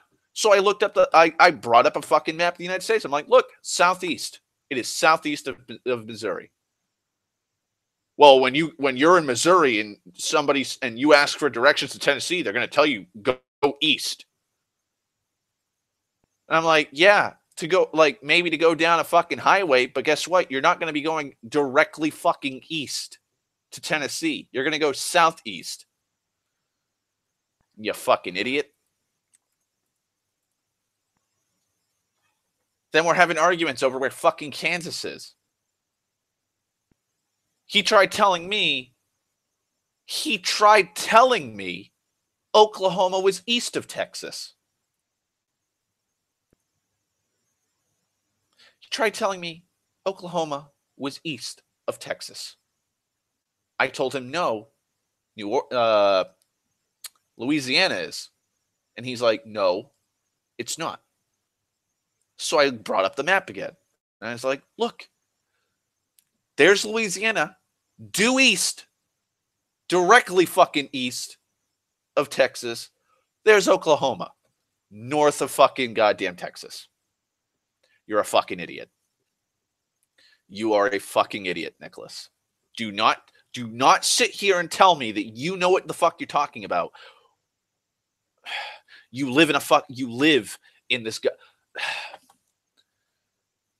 Oh my god, that'd be like a British fucking that'd be like me and my brother living in England, being natural born British folk, and my brother telling me Wales isn't west of England, it's north.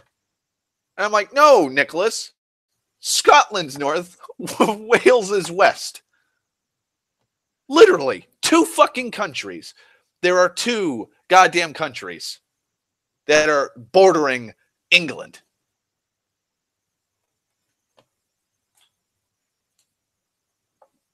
And he'd argue that they're east and south until he sees a map, and then he'd go, well, and then he'd start trying to bring up technicalities. Like with the Tennessee shit. Well, it's still east, because if you're in Missouri, they're going to say to go east.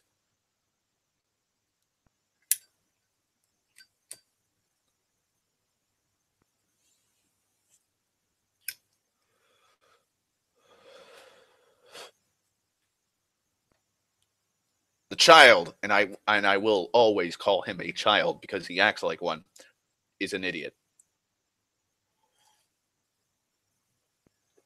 And here's the horrifying thing, and it makes me fear for Jen because Jen's closest to Missouri, and it makes me feel ashamed of the prison system in my country.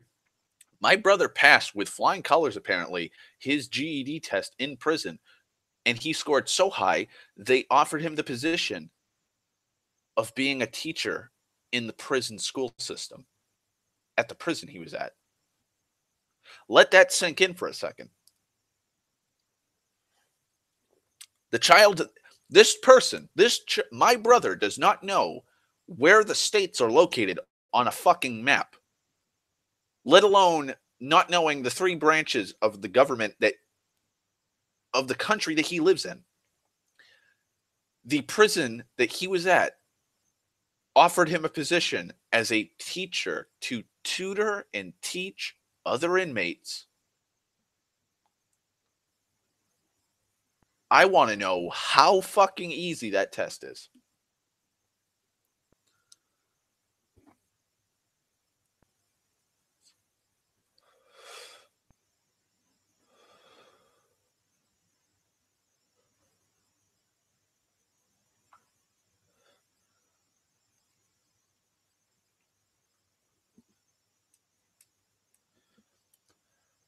You guys don't even know the half of the insanity I've had to deal with. My brother started bitching and complaining about me talking. He wanted to prove how smart he was one day because I woke up one day and I was just in a pissed off mood because I didn't have cigarettes. He was doing something fucking stupid. I forget what it was, but I called him out for being an idiot, and he challenged me to a game of chess to prove that he is intelligent. And when he started doing he opened up with the birds maneuver, and I called him on it. I was like, you know that I can counter that, like I can counter your opening, right? He's like, what do you mean? I'm like, that's the birds opening. The fuck you talking about? I'm like, well, genius, there are openings in chess, multiple ways to open up in chess. You're opening up with the birds opening. It's one of the most common ways to open up in the fucking game of chess. Like, like Nicholas, I used to play chess a lot in games club in middle school. I used to play with our grandfather and our father who played chess. I used to play in woodshop against people. When I built a chessboard, like I played chess a lot in high school when we weren't playing Dungeons and Dragons in the library. I like playing chess. I know a lot about chess. I wouldn't say I'm an expert on chess, but I know quite a lot of the openings to chess, and I know how to outmaneuver those openings that I know of. Like, you are not going to win. There's no such thing as opening in chess. I'm like, all right. You have a smartphone. You have Google. Google it.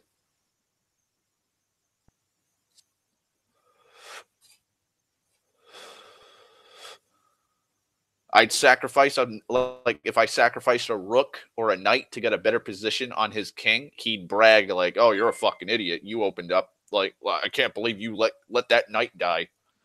I'm like, and I'd move a bishop or I'd move my pawn. Check. He'd be like, "What? Check. What's up, Dan?"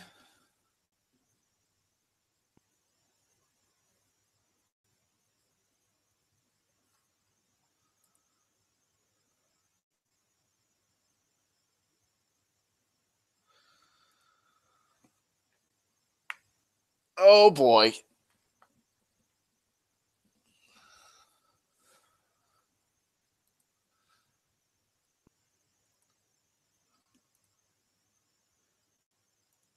Yes, Dan. Yes, he did. He said that there are no openings in chess.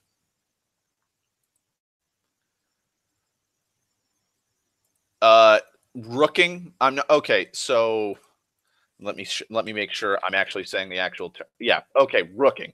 Rooking in chess is when if you don't move your king and you don't move a rook and there's nothing between the two. Uh. Oh God. No, no, it's not. It can be called rooking, but it's actually pronounced castling. So when you do castling, say if you move a knight and a bishop out of the way, and you have the rook to the left of your king. Oh God, no. If you move the God, now I'm fucking confusing myself because I forget where the fucking position of the king is. King's on the right, queen's on the left. So if you move the bishop and knight between your king and the rook to the right, you can now move both simultaneously. You can move your king, I believe, up to 2 spaces to the right, closest to the rook, and then the rook goes directly to the left of your king. It's called rooking. I pulled that move on my brother because he got my king in check. He then proceeded to say that I was cheating. And I told him, no, that's castling, or as I call it, rooking. It's a valid move in chess.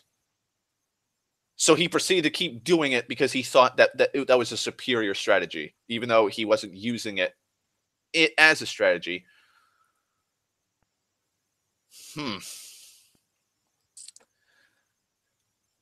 He was just doing it simply for the sake of fucking doing it because he thought, okay, well, that's how you defend your king.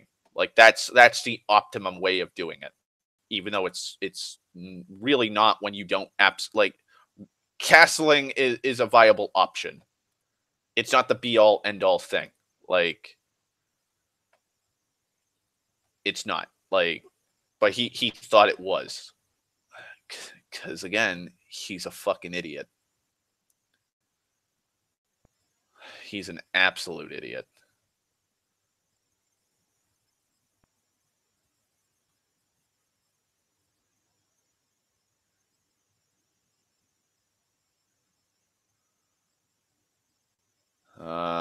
Hang on. I have to post a reaction GIF.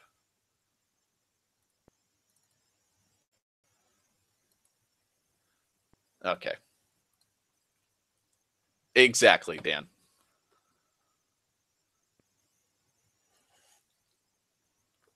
He doesn't know how to spell, which is a trait that he picked up from my father. He does not know any fucking sayings whatsoever. So he's currently talking, and this shows you how much of a fucking idiot he is. So he's talking to one of his friends' best friends. His friend is oh God, what's her fucking name? Amy. Her name. So his friend's name is Amy. Amy had a massive crush on him to the point that it was nearly stalking. He is now talking to Amy's best friend, who is a Russian that lives in the United States. She has thrown up so many red flags. I don't know how he hasn't picked up on it. She's stalking him on all social media accounts. She's stalking him on Instagram, Snapchat, Facebook, the whole shebang. Every fucking social media account that he's connected to her with, she is checking up on every single person in his friends list on those accounts. And she keeps questioning, like, well, why are you friends with this chick? Why are you friends with that chick? They're not even dating. They're just talking to each other.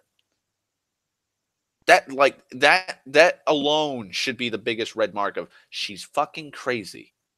And I've brought it up to his attention. I'm like, you don't find it like you don't find it any like not alarming at all that she's consistently going through your Facebook account or your Snapchat or your Instagram. And if you start following somebody else that's a chick, or you add a friend that's a chick that you know that you've known for years, like, and she brings it up like, well, who the fuck is this? Like, you don't find that alarming at all or suspicious or creepy? or stalkerish, well, I don't see the problem with it. I'm like, Nicholas, you're literally talking to a chick. You have not met her in person yet. And she is literally fucking stalking you and trying to find out everything that you're doing, asking you where you are. She's constantly calling you, constantly messaging you. You don't know how many times I have woken up in the middle of the night with his fucking phone ringing because she's calling him at like 3 o'clock in the morning because one of his girlfriends just fucking commented on a picture that he posted, like a meme. It's like, it's fucking insane.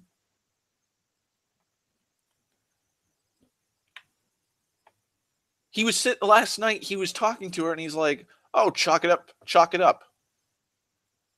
I'm sure anybody watching this later on or currently right now knows what chalk it up means. Like, chalk it up to experience. She goes, what does that mean? And I could hear her, like, and she speaks, like, she is literally screaming into the goddamn phone because I could hear her with my headphones on while I'm listening to YouTube videos. Full volume, mind you. I could still hear her at times. And I could hear her faintly, what does that mean? And my brother went, and he's like, hey. So I had to pause my fucking video that I was watching, take my headphones off, turn to him, and he goes, what does chalking it up mean? And I just stood, like, the wave of stupidity just hit me like a wave crashing on rocks. And I'm like, how the fuck don't you know what that means? And he got pissed off at me because I just didn't give him the fucking answer right away. I'm like, you have Google on your fucking goddamn phone. Just, you can be on a call with somebody and then open up a tab on your goddamn phone and look it up. You do not need me to be your goddamn teacher. Well, I don't know what the fuck it means. Like, what else could I use? I'm like, I don't know how you used it. Please use it in the sentence that you used, like that you used chalk it up in. He's like, oh, well, like, like, we started talking, so chalk it up. Like, that is a fucking fragment sentence. What's a fragment sentence? A sentence that is not complete. It's a fragment. Do you know what a fragment is? Of course I know what a fucking fragment is. What do I look like, an idiot? Yeah, right now you look like like the dumbest motherfucker in this goddamn room. Like, you know what a fragment is, but you don't know what a fragmented sentence is. Come on, Nicholas. Please, do not embarrass me.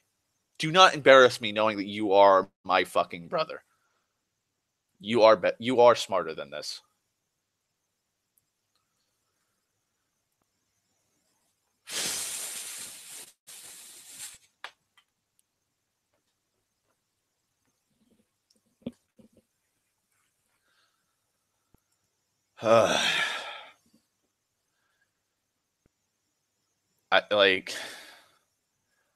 I don't know how he is able to function. I just don't. I don't know how he can function.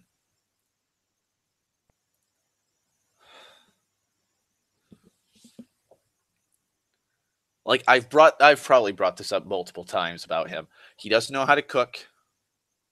Like, I'm the one that has to cook everything. He doesn't. He's just a fucking child. Like, that's the least. That's the easiest way of saying it.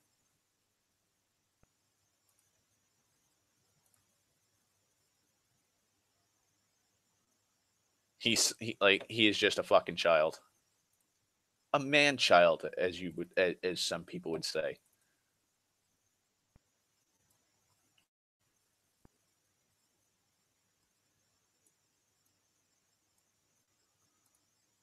Oh boy, I gotta put another reaction.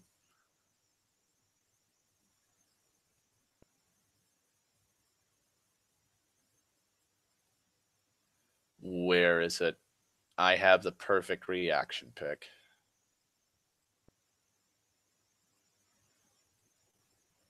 Oh.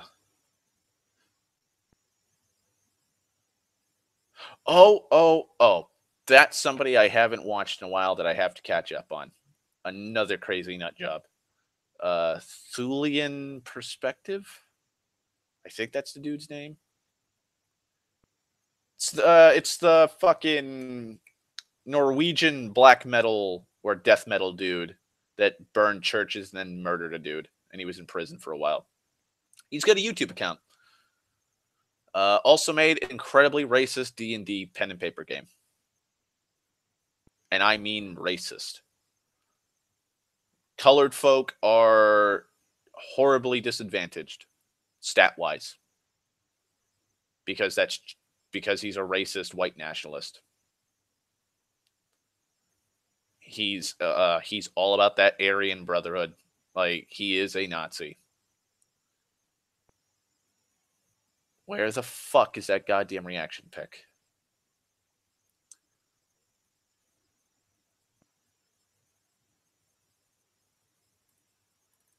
I'll just have to put that one.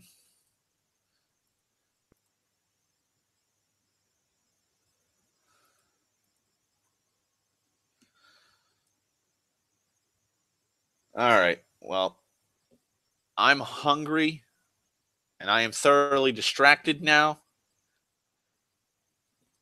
To the person who can hear this, God damn it. Oh.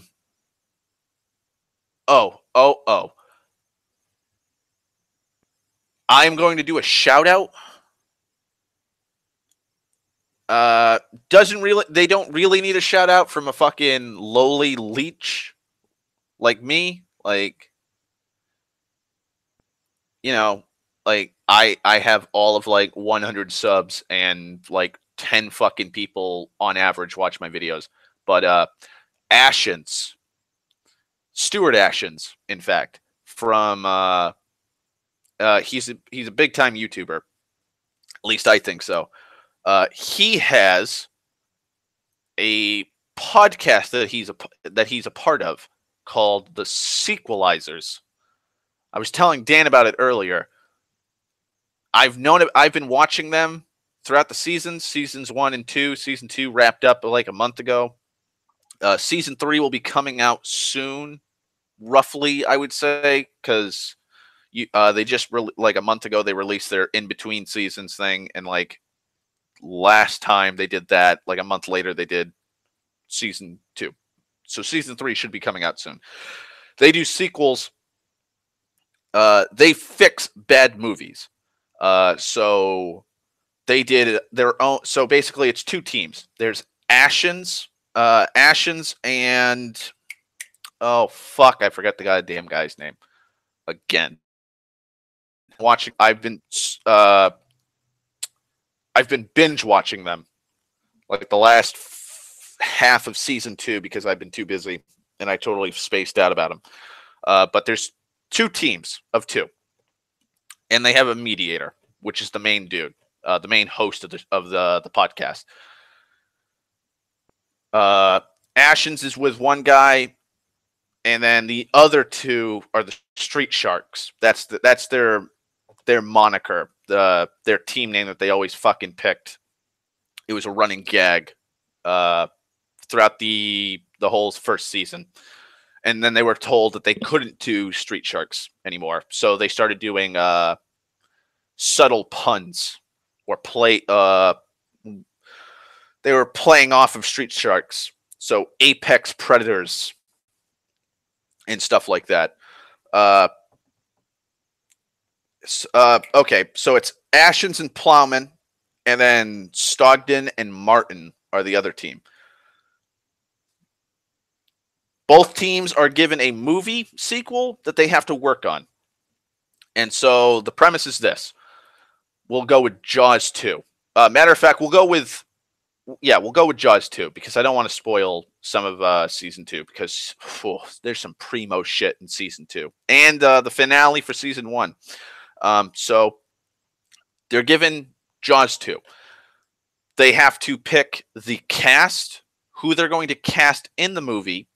They have to choose the director, the the the composer for the soundtrack, director of film, editor, so forth, or producer, what have you, who they want, and then themes throughout the movie, the title, and then they do an elevator pitch, which is just basically a quick summary of it that you'd see on the back of a fucking VHS or DVD case for the movie, and then they go into the full synopsis, like a quick synopsis, and they interchange. So one team will do their cast and crew, and then their elevator pitch. Basically, they do the preliminary stuff first. Then it's carries over to the next team, which does their cast and crew and whatnot. And then the other team swaps back to the other team. They read their synopsis. The other team does their synopsis, and then they trade questions like, "Why did you do this?" or "This seems inconsistent. Like, what happens with this character?" or whatever happened there. And then the host will then, after all the questions are done and everything has been explained, the host then decides which movie is the better of the two for completely replacing it. Sometimes both teams will actually just fix the movie entirely by changing out directors or changing out cast members or changing things slightly. And sometimes they have just completely scrapped movies. I am waiting for them to do RoboCop 2. Because they've done Aliens 3, and both of them were pretty good. Superman 3 was phenomenal. I would highly recommend, if you want to watch one, watch the Superman 3 one. That one was amazing. What's another good one?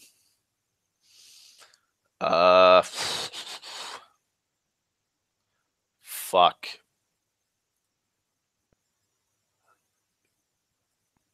Predators 2. Predators 2 was amazing. That was really